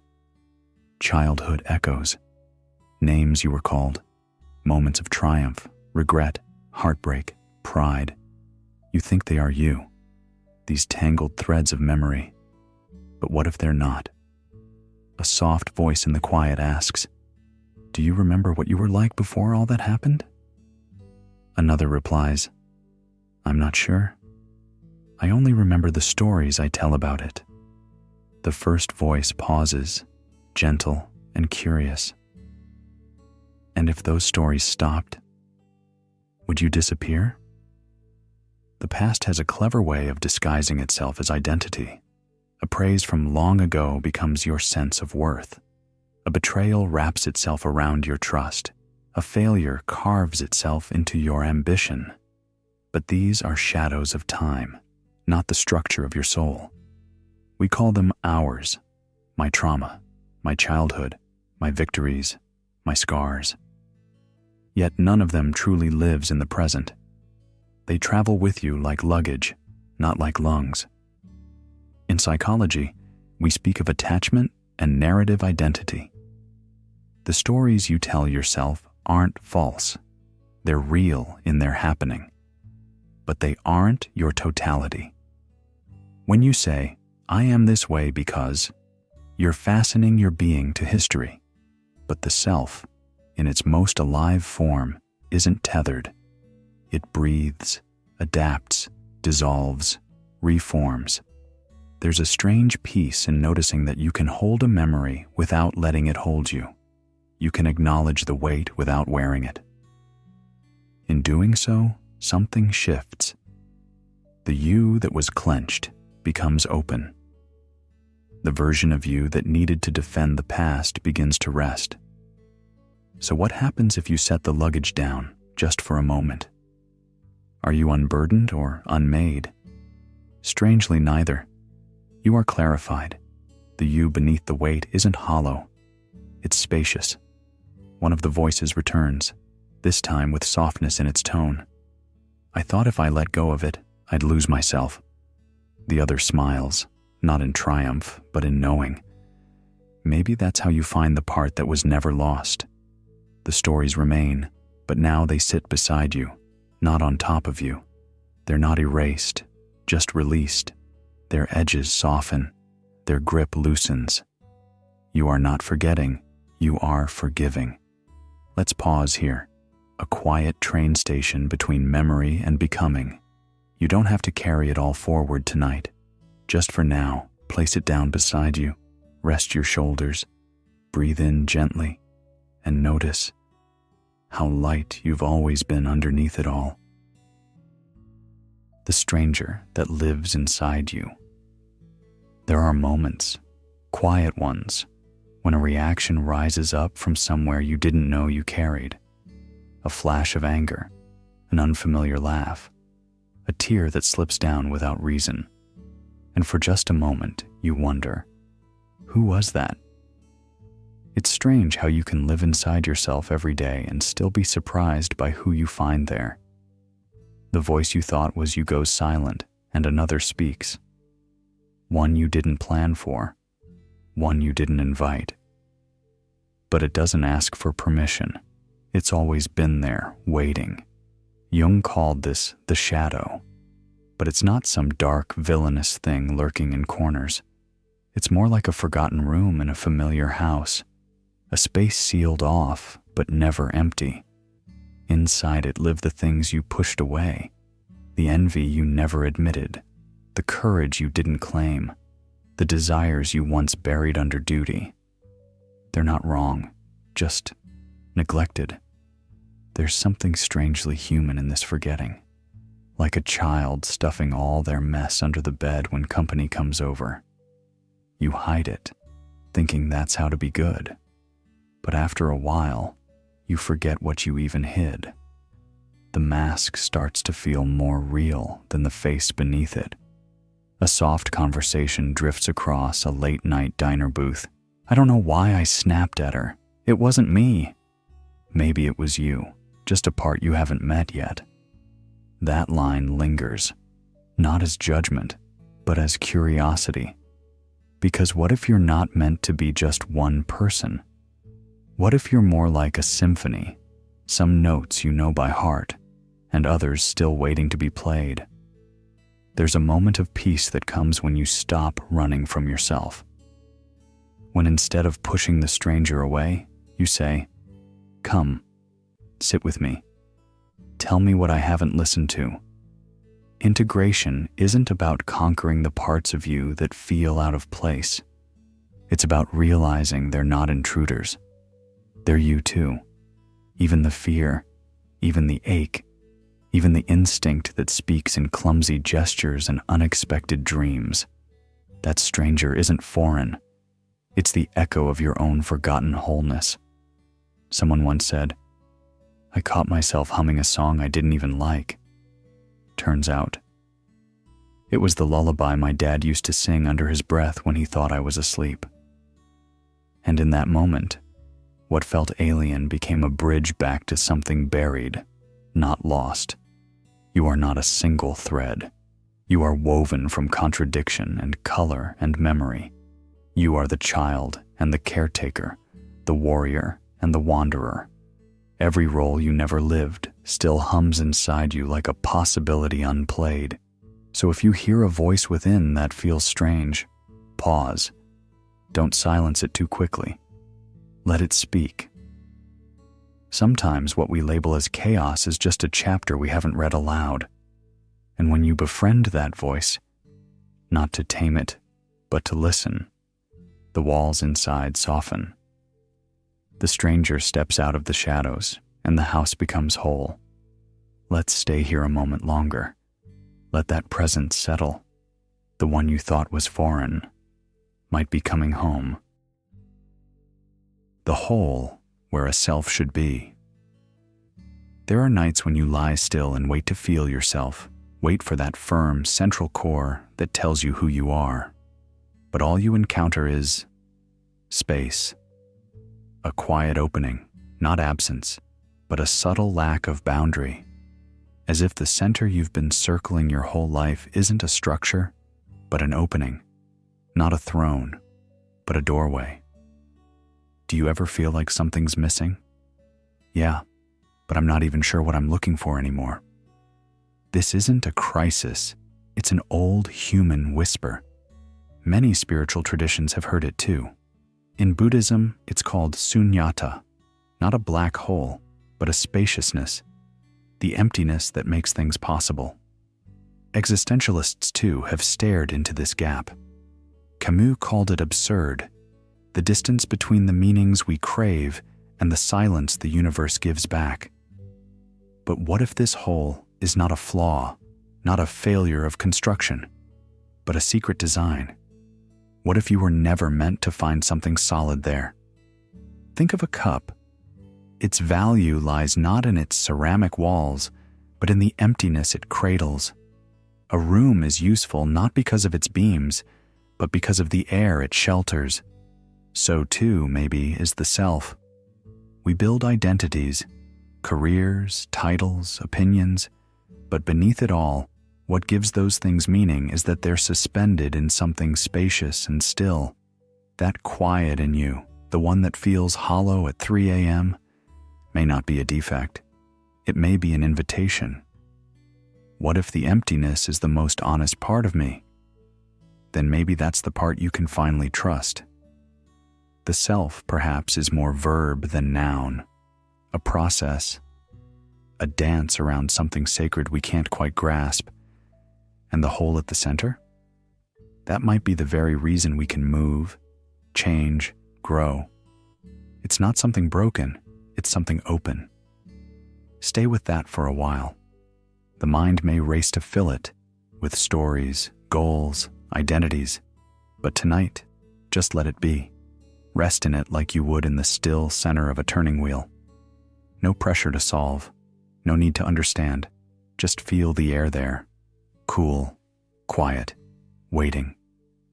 As we drift now into the next thought, take that emptiness with you, not as a burden, but as a breath of space. Something in you is more vast than form, more generous than certainty, and it does not need to be filled, only felt. The identity that rewrites itself.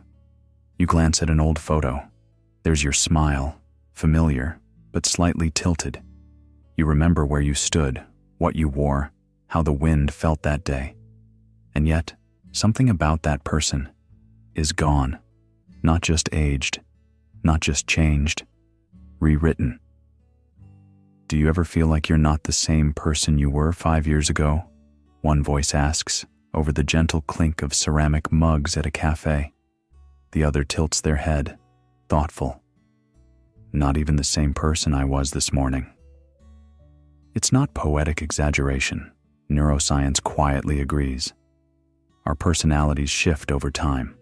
Memory reshapes itself with retellings. Preferences, what once felt essential, soften or harden like clay in a different season. The foods you loved, the causes you believed in, even your sense of humor, they've all molted in layers you hardly noticed. At first, that realization feels unsettling. If identity is a moving target, then who's the archer? Who's aiming? But maybe that's the wrong metaphor. Maybe you're not aiming. You're witnessing. You're not the finished novel. You're the author with a half-filled notebook and a pen that never quite runs dry. Think of a tree, not as a rigid structure, but as a rhythm of growth rings, some years thick with expansion, others tight and restrained. Which ring is the true tree? None, and all. A gentle pause, a glance exchanged under soft hallway light. So, if we keep changing, one says, what do we hold on to? The reply comes like a whisper between breaths. Maybe it's not about holding on. Maybe it's learning to read the edits. There's a quiet comfort in knowing you don't have to be consistent to be real, that your contradictions aren't failures, they're revisions, that the self isn't a statue, but a song rewritten in each performance. Tonight gentle, tomorrow loud, always yours. Even values, the compass we use to navigate, shift under unseen stars. Not because they were lies, but because our horizon changed. What once looked like north, over time, reveals itself as a direction we needed to pass through, not live in. You may not recognize the you who wrote that old journal entry, or the one who cried during that film, or even the one who believed with trembling certainty that love had to look a particular way. But they weren't false. They were chapters, and maybe, if you read them without fear, they form not a puzzle to solve, but a mirror that only works when it's cracked. Outside, a bus drives past slowly, windows glowing, passengers asleep or watching themselves in the reflection. Inside, you too drift between mirrors and movement. The question isn't, who am I really? It's, who is watching as I become? There's no final version of you waiting at the end, just new drafts, some bolder, some quieter, but all sincere, in the way a wave is never the same twice, but always made of sea. So rest, knowing that you don't need to cling to an outdated story. You're allowed to revise without apology. You are not a single truth. You are a becoming. And maybe the next page doesn't change you. Maybe it simply shows you more of what was always there, waiting. Let's walk gently into that next chapter together. The path that walks itself. You thought you were moving forward, step by step, decision by decision, choosing your direction, adjusting your pace. But some nights, when the wind moves without a reason and the world feels quietly choreographed, you pause and wonder, is it truly you walking this path, or is the path walking you? There's an old stillness in that question, a hush that sits just beneath the heartbeat. Taoist sages would call it Wu Wei, effortless action. Not inaction, but alignment. In their view, the Tao isn't a road you travel. It's a current you are, a river that flows whether or not you paddle. The less you thrash, the more you glide. What you took as guidance may have been gravity. What you fought may have always been flow. Do you ever feel? One voice whispers in the dim light of an evening kitchen, like things just happen to you, like life's already drawn and we just trace the lines. The other stirs their tea, watching the steam swirl upward. Yeah, like I think I'm choosing, but then I look back and everything fits too well. Like I was always going to end up right here, saying this. A silence follows, not heavy, but gentle, as if they both remembered something they'd never said out loud. What if choice is not control, but participation? Not the hand steering the boat, but the boat itself, rising and falling with a tide too ancient to name. The self, then, becomes less an author and more a witness. The world unfolds, and you unfold with it, not lazily, but deeply, attuned.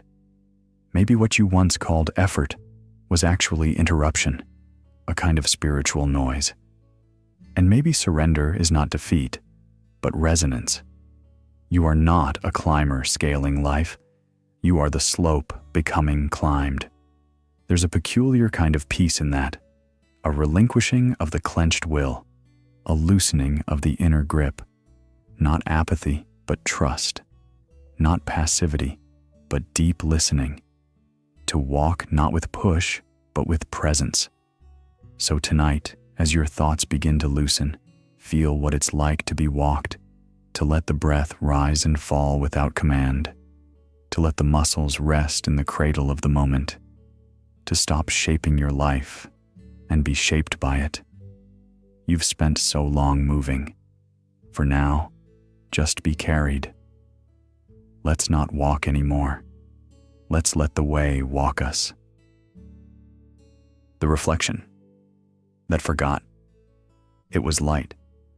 Some nights, you catch your own face in the darkened window. Not quite a mirror, just a glimmer of yourself. Faint, delayed, distorted by glass, smeared by city lights. You pause, recognizing something. Or maybe not. Maybe it's only the habit of recognition. A voice stirs gently. Is that how others see me? And another answers, just as softly. Or is it how you've learned to see yourself? Reflections are strange things. They follow, they mimic.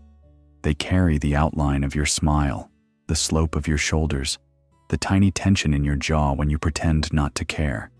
But they don't feel. They don't decide. They only echo. In physics, light is wild and free. It moves at its own speed, unstoppable, unshaped, until it meets a surface. Only then does it take form, bouncing, bending, breaking into color. That's what you see in the mirror, not the light itself, but the echo of its journey, its afterthought. So what if your sense of self is like that? What if all the memories you hold, the reactions that replay like old cassette tapes, the identities you wear like coats in different weather, are just surfaces, just places where something deeper, something luminous happened to reflect? When someone criticizes you, and it stings more than it should. When you replay a moment from childhood that shaped the way you walk into a room, when you look at someone else's joy and feel it press against your chest like glass, could those all be reflections too? And if so, where is the light? There's a pause in the evening now. The fan hums. A blanket shifts. One voice asks, if everything I see in myself is a reaction, what's left when there's no one to reflect off? And another replies with warmth, maybe that's when you feel it, the part that doesn't need reflecting.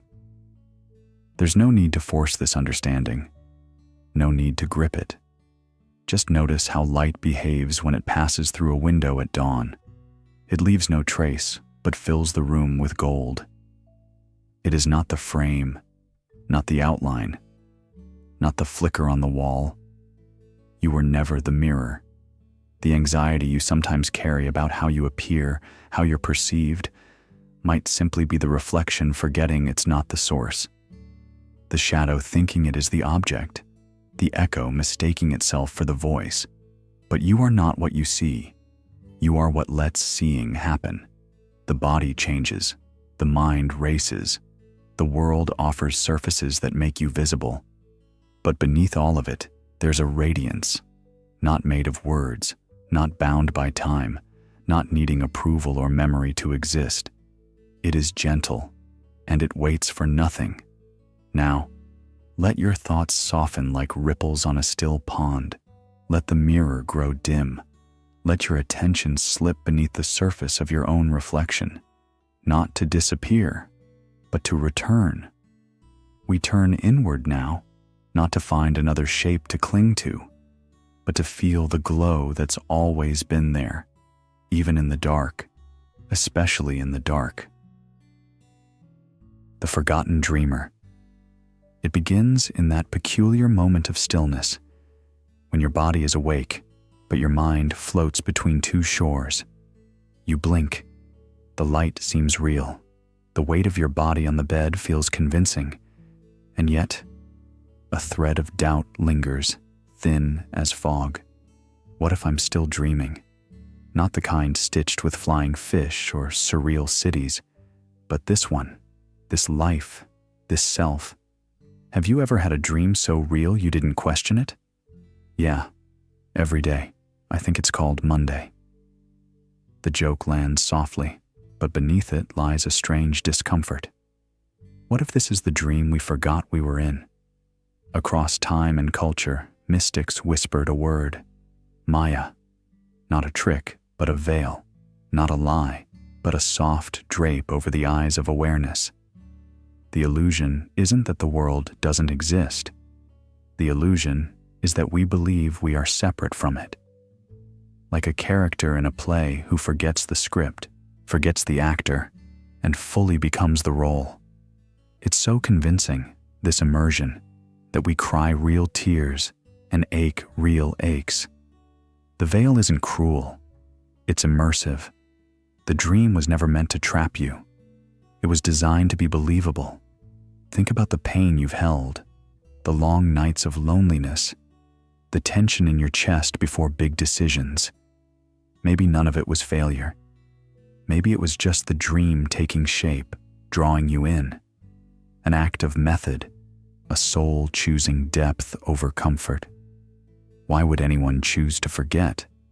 So they could feel what it's like to remember. And in that quiet recognition, something loosens, not in rebellion, not in rejection of the world, but in a soft return. You begin to see the stage lights behind the sky, the puppeteer in the mirror, the silence behind your thoughts.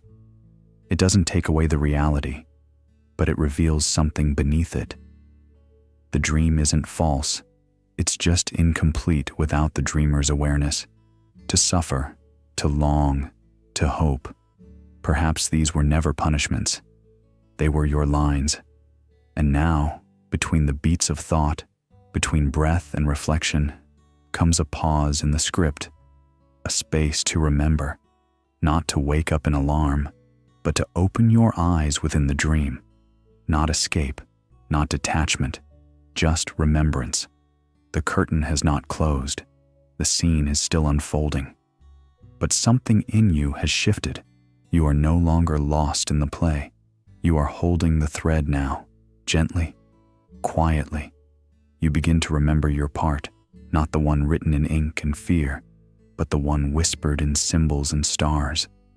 The dream continues, but the dreamer is stirring. The role that refused to end. You were meant to step off stage. The scene had closed, the music faded, the lights dimmed, but something in you kept bowing, still dressed in the costume, still rehearsing the same lines, even when the audience had long gone home. A friend once whispered in a cafe, over the soft clink of cups and the hum of late afternoon, "Why do I still try to be the responsible one with my mom, even though I'm 35 and live 2 cities away?" And the other smiled, quietly stirring cream into their coffee. Maybe you're not trying. Maybe the role just never let go of you. We wear so many masks, not out of deceit, but survival.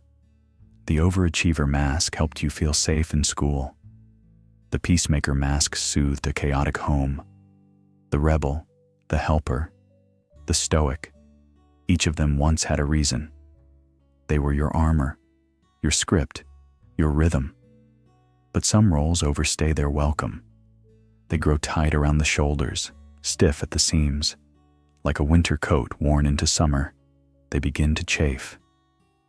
You find yourself reacting, not living. Noticing how the yes slips out before you mean it.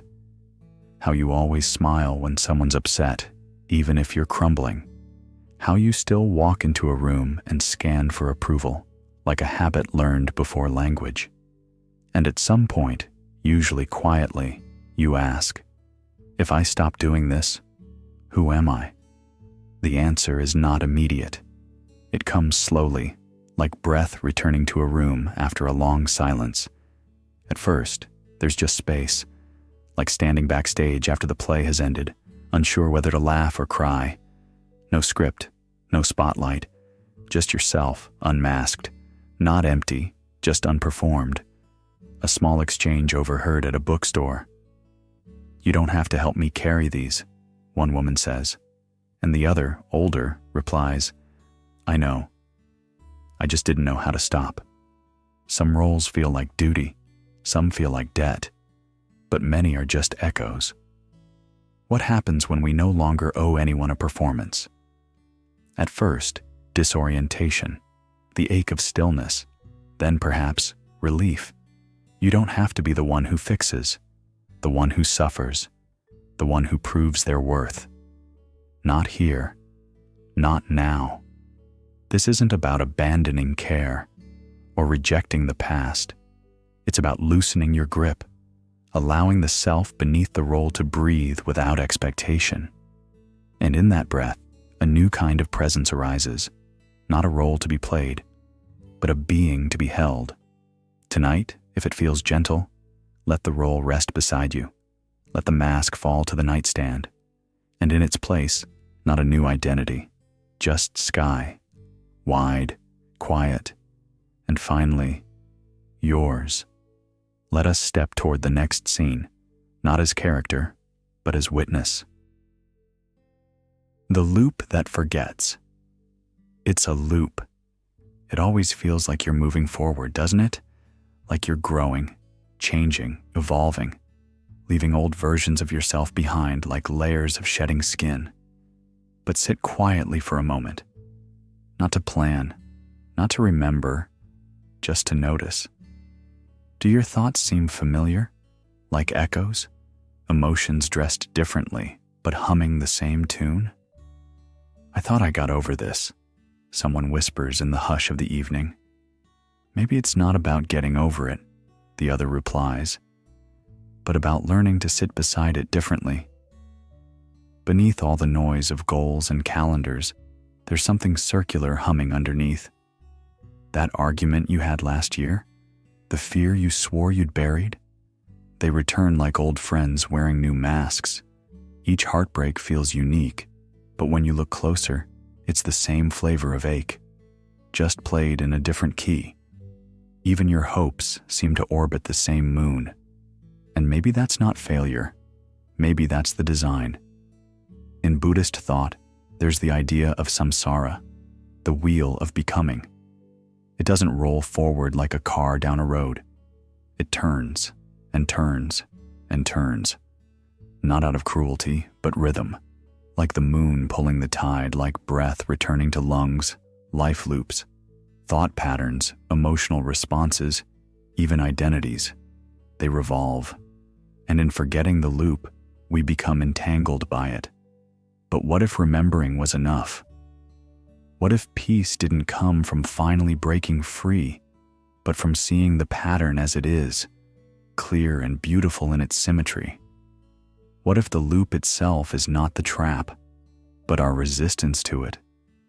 There's a kind of grace in realizing you've been here before, and yet here feels new, because you are watching now, not running. Do you think we're stuck? One voice asks, not in panic, but in wonder. Maybe, the other says, but I think we're stuck in something that sings. This isn't about giving up. It's about letting go of the illusion of straight lines, of the belief that every step must be away from where you were. Loops can carry you deeper, not just around, like a spiral staircase. The view changes, but only if you stop and look. So for now, let's not escape. Let's pause. Not to break the loop, but to feel it, to see it. And in doing so, maybe you're already stepping off softly. Memory's silent invitation. It doesn't knock. It doesn't raise its voice. A memory enters like breath, unannounced, quiet, and gentle. Not the kind that startles or defines, but the kind that lingers just under the surface, like light resting on water. No images, no words, just a sensation, a warmth, a stillness behind your ribs. And somehow, without trying, you pause. One man sits at the bus stop, eyes distant. His companion leans in and says, "You all right?" He answers without looking away. "I just had that weird feeling, like I've been here before, but not in this lifetime." They don't speak after that. They just sit. And somehow, the silence feels complete. Because not all memory is language. Not all memory is made of facts or timestamps. Some memories live in the spaces between, in the air before rain, in the way a hallway smells at dusk, in the shift of your breath when a song you don't remember knowing begins to play.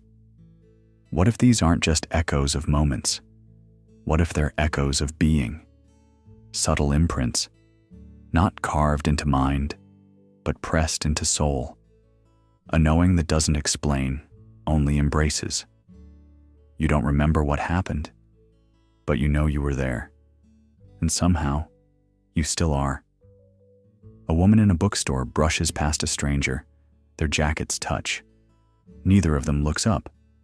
But for a second, both stop walking. Something passed between them. Not recognition. Familiarity. As if some part of them nodded in acknowledgement without needing a reason, without needing a story. We like to think of memory as storage. A library of files, organized and retrievable. But what if some memory is more like fragrance? It rises not because you reached for it, but because something opened within you.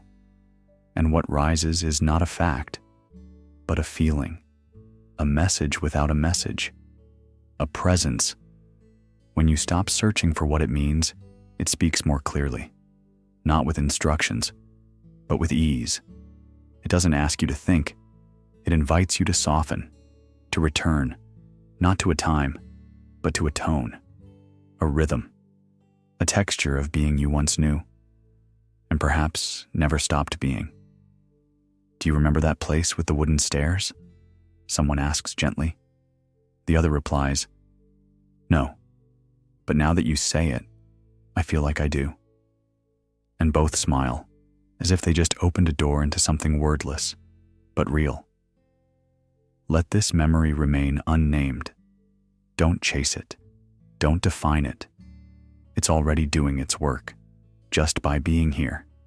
It has nothing to prove, only something to offer, and you've already received it, even if you never know what it was. Now, as we drift forward, let's stay with that feeling, the one without shape, the one that feels like home, without needing an address. The universe that remembers you into being. You sit beneath the sky and think you're small, a speck, a quiet passerby in a cosmos too vast to notice you. But what if the truth flows the other way? What if it's not you who remembers the stars, but the stars that remember you? There's an ancient quietness beneath everything, a silence that doesn't sleep. Some physicists call it the quantum field. Mystics whisper of a knowing behind the veil. And somewhere between science and soul, there lives a thought too soft for logic, but too steady to ignore. Perhaps you don't just exist in the universe. Perhaps the universe exists because you do. In participatory cosmology, a theory suggested by physicist John Wheeler, reality doesn't pre-exist the observer. It unfolds with you. Observation doesn't just register the world, it co-creates it, like a canvas that reveals its colors only when touched by your gaze. You weren't simply born into a world that was waiting. You are part of the equation that allows it to appear at all. Do you ever think the sky notices us? She asks, sipping warm tea in the dim hush of early morning. He smiles, eyes lingering on the horizon. Maybe it doesn't have to. Maybe it remembers us, like it needs us here to complete the scene. And in that shared breath of wonder, there's no separation, no subject and object, no mind and matter. Just an elegant loop, you remembering the world and the world remembering you. That idea of being remembered into being isn't just poetic, it's unsettling in its beauty, because it means your consciousness isn't isolated or incidental. It's woven into the very fabric of what is, not a guest in the universe, but a thread in its unfolding. What would it mean to live like that were true? That your awareness, your noticing, your questions, even your silences, hold up part of this reality? That you are not just passing through the stars, but that the stars need you to shimmer into form? Close your eyes for a moment, not to shut out the world, but to return to the place where the cosmos and your mind hold hands. Let yourself dissolve into that dark, soft, eternal, and feel it gaze back. You're not drifting alone in the void. You're the mirror the void uses to know it's alive. The echo that mistook itself for a voice. You're lying still. The day is behind you, but your mind still speaks. A flicker of thought here, a whisper there. Sometimes it sounds like your voice, but listen closer, and you might begin to hear the walls. Thought has rhythm, doesn't it? Like a room with perfect acoustics, where everything you say finds its way back to you, slightly delayed, slightly distorted. You feel something, then you name it. But what if the name didn't come from you? What if the name was just a leftover echo of what you once heard, said, or feared? Do you ever get the sense, someone asks, that your thoughts are already halfway finished before you even think them? The reply is slow, thoughtful. Like I'm listening in on a conversation I forgot I started. Language follows emotion like a shadow trailing light. Long before you call something sad, you've already curled inward. Before you tell yourself I'm not good enough, something in your body has already tightened, and by the time the words arrive, they are just echoes, not commands, not truths, just ripples sent out long ago by someone, maybe not even you.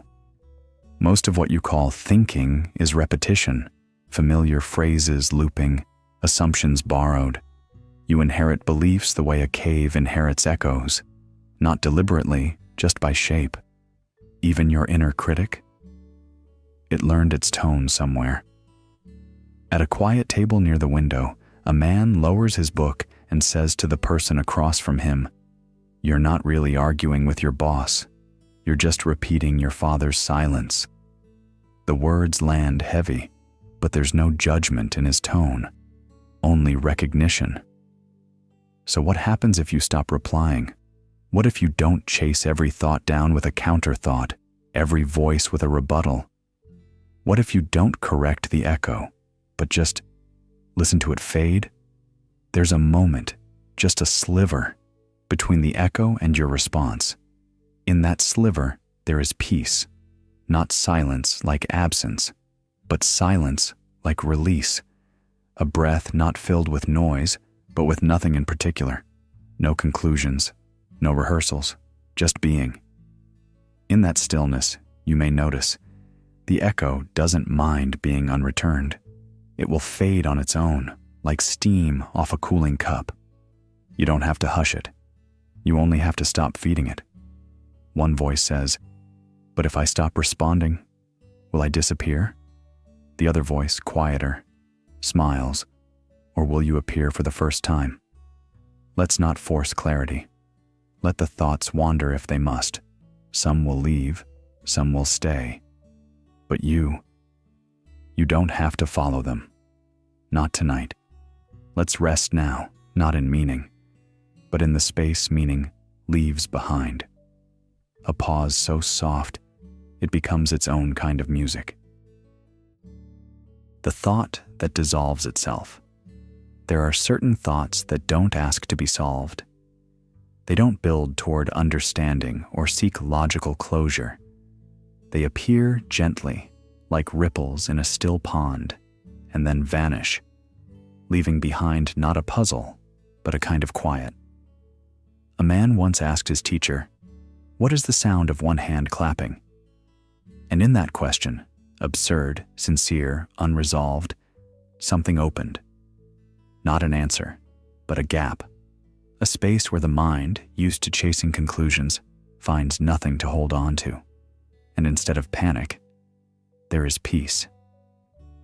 Do you ever have thoughts that feel like they just erase themselves? "Yeah," she replied, stirring her tea slowly. "Like you chase them.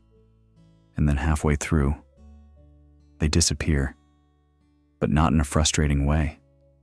More like they were never meant to be caught." He smiled, like following a thread that leads to air. Zen masters have long understood this quality of mind. They offer paradoxes not to confuse you, but to unhook you. Not every idea is a ladder. Some are flames. Touch them, and they burn away the structure that brought you there. What's left isn't smoke, it's silence. You've likely felt it without knowing. Maybe during a long walk at dusk, when your mind, once busy with opinions and lists and stories, suddenly became quiet. Not because something was answered, but because something stopped needing to be. Certain meditations are crafted like this, deliberately unsolvable. They swirl in the mind like snow in a globe. And when they settle, they don't show a message. they reveal a stillness that was always underneath. These thoughts don't fix anything. They undo the need for fixing. This clarity is not one you explain. It does not speak in language. It is like knowing the ocean is deep, not because someone told you, but because you sat by its shore and heard the waves forget your name. So tonight, let's not seek another thought to stack on top of the last. Let the next one come. Let it rise like a mist. And if it wants to vanish, let it. Follow it as far as you can, then loosen your grip. See if what's left isn't thought at all, but the soft hush where thought used to be. Identity in space. There are moments, quiet ones, when the shape of you softens. You are no longer skin wrapped around thought or a body sealed by breath. You're just here, present, not like a guest in a room, but like the room itself. A ceiling fan turns, a curtain shifts, and for once it doesn't feel like these are happening around you, but within you. Not in a mystical sense, but in the way light doesn't shine onto space. It shines through it. Two strangers brush shoulders near the station door. One pauses, gestures with their bag slightly raised, and says, "I wasn't trying to cut. I just didn't see the line." The other nods without speaking, their foot tapping gently, no longer impatient. Something in the moment expands, not the space between them, but the space holding both of them. In seated meditation, that feeling often creeps in too. First comes the breath, like waves brushing against an invisible shore. Then comes the subtle shift, the sense that you are not the breath, or the one noticing the breath. You are the shore itself, and the sky above.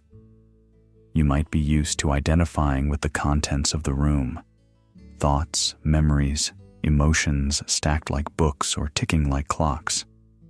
But what if none of those are you? What if you're the emptiness that allows those things to appear at all? A young man in a cafe slides his notebook over and says softly to the woman beside him, "You ever get the feeling you're watching yourself, but also the whole scene?" She smiles without turning, like you're the frame in the picture. He nods. Exactly. We tend to search for the self the way a lost phone searches for signal, reaching, grasping, checking reflections. But what if the signal has always been there? Because you are the space that makes signal possible. When your awareness relaxes, it no longer clings to edges. It stops naming and pointing. And in that stillness, identity loosens its grip, not vanishing, just no longer confined. You're not the figure in the mirror. You're the silence holding the gaze. Even language resists this truth. We say, "I am here," as if I and here are separate. But what if the only real I is the here? Let it be simple. Let it be still. You don't have to hold the room together with your presence. You already are its openness. And when thought next knocks to remind you who you are, pause. Don't answer like a tenant in a house. Let the house answer for itself. We'll leave this shape behind now. Not as escape, but as return. Not someone. Just this wide, soft openness. Let's float gently to the next ripple. It's waiting, just beyond form. The silence that can't be heard. There's a kind of quiet that sneaks in through the edges of thought, not the hush that follows a paused conversation or the lull between songs, but something deeper. A silence so profound it isn't heard at all. It's not what happens when sound is gone. It's what remains when the need to listen dissolves. Two people sit on a park bench as dusk leans in. "Can you hear that?" one asks. "Hear what?" The other replies, eyes half closed, soaking in the breeze. "Exactly," the first says, smiling faintly. That this silence isn't mute. It doesn't arrive in opposition to noise. In fact, it can exist right in the middle of a bustling city street. True silence isn't fragile, it's vast. It doesn't vanish under pressure. Instead, it unfolds beneath it all, like a great canvas upon which every sound is painted. It's not the space between thoughts. It's the space that makes thought possible.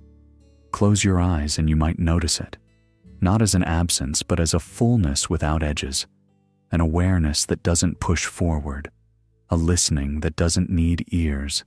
It doesn't rush to interpret. It doesn't wrap itself around opinions. It just is. And perhaps it's always been with you. There's an ancient feeling in this kind of stillness, a familiarity so deep it doesn't need a name. It asks for nothing, not even attention. It welcomes you only when you stop reaching for it, like breath returning to rhythm, like a memory that never left. It rises quietly when striving sleeps. You don't become silent. You remember that you are. In that remembering, something tender occurs. The mind softens its grip. The body settles into presence, and the idea of the self begins to shimmer, not as a fixed thing, but as a ripple in something larger. You stop trying to listen and become the listening itself. Do you feel it now? One whispers. I think, the other murmurs. I've always felt it. I just didn't know it was me. Not a silence to escape into, but a silence that was patiently waiting to be noticed beneath every moment you've ever known. So we don't have to find it. We only have to fall into it, like water finding its own stillness when the stirring stops. And as this quiet deepens, we prepare for what comes next, not by listening harder, but by becoming softer, not by grasping, but by letting go. Because this isn't the silence before something happens. It's the silence that was always here, the one that's happening now. The quiet observer. There's a part of you that never argues, never interrupts, never rushes. It doesn't flinch when plans change or when thoughts twist themselves into contradiction. It doesn't seek the spotlight, nor does it hide in the shadows. It just notices. You felt it before, though perhaps you didn't have a name for it. That stillness behind your eyes when you watch the rain without trying to describe it. The silent recognition when you feel both joy and sorrow at the same time, and somehow allow both. In the language of non-duality, this is the witness. In psychology, some call it the observing ego. Not your emotions, not your thoughts, but the one who notices them without needing to fix or explain. Like a mirror that reflects whatever passes in front of it, sunrise or storm, with equal clarity, equal kindness. And yet, in the rush of identity, who you think you are, what you've done, what you fear, you forget this calm presence is always with you, not separate from you, not above or below, just with, in the space between your breath, in the pause before you speak. Hey, one voice said quietly as the elevator doors slid shut. What? I just realized something. You know how sometimes I get overwhelmed and start spiraling? Yeah? Well, there's always this tiny, watching part, like it's not judging me, just quietly there, almost like it's waiting for me to notice it. The other smiled, not in surprise, but in recognition. That's the part that never leaves.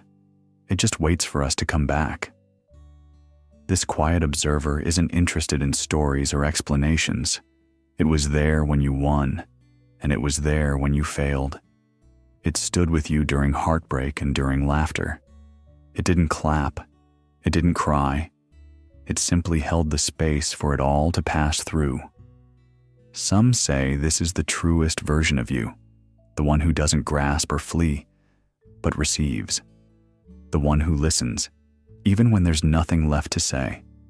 And as you lie here now, with eyelids softening and breath slowing. That quiet one is still watching, not watching you, but with you, through you. You don't have to hold on to anything. You don't have to solve or achieve or prove. Just let yourself be held in that awareness. And if sleep arrives, as it often does here, that part will remain. Steady, gentle, unmoved. We are nearing the end of this journey. But this presence is just beginning to be felt. The voice that let you go. You've been walking with me for a while now, through thought, through wonder, through the quiet unraveling of all the shapes you once called you. I've spoken softly, not to instruct, but to accompany. Like the hush of waves pulling you gently from the shore, my voice was never meant to carry you forever, only far enough that you could begin to feel the current beneath your own feet. And now, we've arrived at a strange place. Not a conclusion. No, there are no endings here. Just a silence that doesn't wait, doesn't announce itself, but simply is. I am still here, but I no longer need to speak. And in this silence, this absence of guidance, you are not abandoned. You are trusted.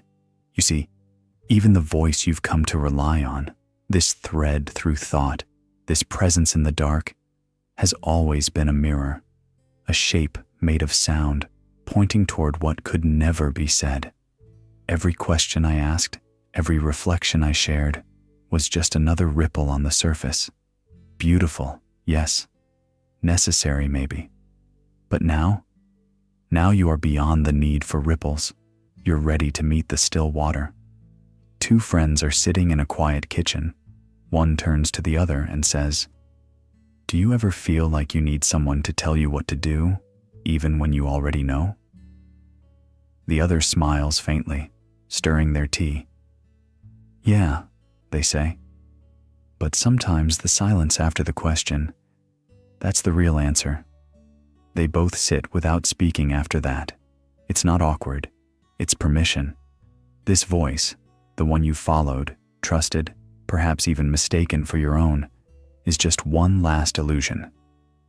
A final paradox. The guide who brings you to the threshold cannot walk through it with you, and not because they refuse, but because you no longer need them to. Let that truth settle. Let it stretch out its limbs in the space where the narrative once lived. Let the urge to understand relax. Let meaning become something you don't chase anymore, but something that arrives slowly, like sunrise through closed eyelids. Even in this letting go, there's no loss. The voice doesn't vanish. It dissolves into something broader, into presence, into stillness, into a way of being that doesn't talk over experience, but merges with it. You might feel a strange ache, like saying goodbye to a companion you've grown fond of. That's natural. But this isn't goodbye. It's transformation. You're not being left behind. You're being invited inward, beyond the narration, beyond the idea that thought must be guided. There's a rhythm deeper than language waiting for you now. So I will fall silent, not because there's nothing left to say, but because everything that matters now cannot be said. It must be felt. And as the words recede like the tide, you may finally begin to hear what's been here all along. Not a sound, not a thought, but a soft unfolding, the breath before awareness, the awareness before identity. Don't strain to listen. There is nothing to grasp. Only this. And it's enough. Echoes of identity. There's something peculiar about the way snow remembers footsteps. They're sharp at first, crisp, defined. But wait a little, and the outlines soften. Edges blur. What was once a clear sign of presence becomes just a suggestion. And then, quietly, even that is gone. That's how the self loosens in the quiet of the night. You don't lose who you are. You simply stop needing to hold it so tightly. No need to remember every thought, every name, every identity you've tried on like coats in a forgotten closet. You're not discarding them, just not trying to fit into any one of them right now. Two friends sit quietly in a late-night diner, one absent-mindedly stirring their tea, the other watching rain glide across the glass. You ever feel like the person you were 5 years ago is a stranger now? The other smiles faintly. Yeah, but weirdly I still feel like me, just a quieter version. Exactly, like all the noise of who I thought I had to be, just started echoing back softer. The echo is not a ghost. It isn't something haunting. It's something gentle, a presence that remains, not to remind you, but to relieve you. You don't need to trace it. You don't need to name it. That's the freedom of this echo. It doesn't beg to be answered.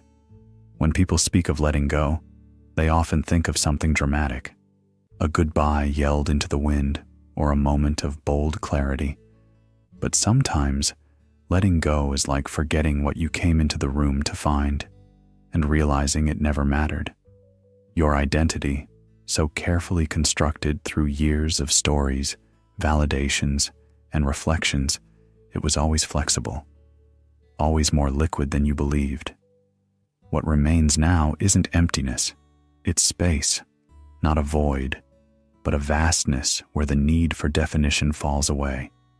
You are not dissolving, you are unfolding. Like a bell that rings long after it's been struck, your essence lingers, not as a fixed point, but as vibration. The labels fall away, but the hum remains. And in that hum, something new is possible. A stillness that isn't silent. A wholeness that doesn't need to explain itself. Someone once stood behind you in line and asked, "Are you in a rush?"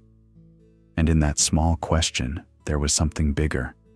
A recognition that perhaps we all are, rushing toward identities, outcomes, versions of self we think we must become. But tonight, there's no rush. There's nowhere to get to. And so you let the edges melt, the name fade, the thought settle. The echo will carry you gently, not to an answer, but to a rest. And now, the final breath of this thought, not to conclude, but to come home, to that vast, wordless hum that needs no center, only stillness, only now. The home beyond the loop. You are stardust that dreamed of knowing itself. And now, the dream rests, not because it failed, nor because it came to a final answer, but because it came full circle, softly, gently, and recognized itself in its own unfolding. Like a wave that never left the sea, you were never apart from what you sought. There comes a point, after all the questioning, where the questions no longer echo outward. They dissolve, not in answers, but in stillness. No more spiraling loops of identity, no more searching for a self to hold on to. Just this, the quiet field before the thought arises, that which never needed a name. Are you still awake? I don't know. It doesn't feel like sleeping or waking. Maybe it's both, or neither. It feels like I've stopped needing to know. You're not the loop. You are the space it danced in. You're not the thought. You are the silence it broke.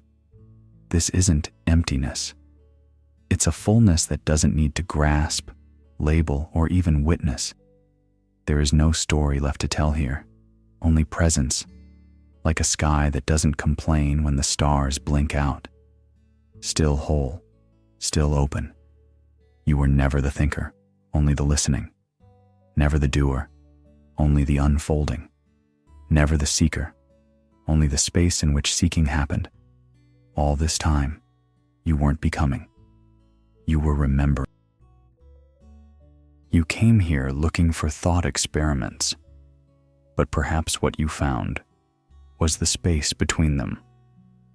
What if the final undoing of the self isn't a riddle to solve, but a silence to sit with? Maybe the truest insight is this: that you were never the thinker, only the sky behind the thought. Let that linger. Let it echo. Let it fade, like the last ripple on a quiet pond. You don't need to know who you are. You only need to be. Sleep now, not to escape, but to return, to the stillness before the question, to the breath before the name, to the self before the self. Good night, and thank you for remembering nothing beautifully.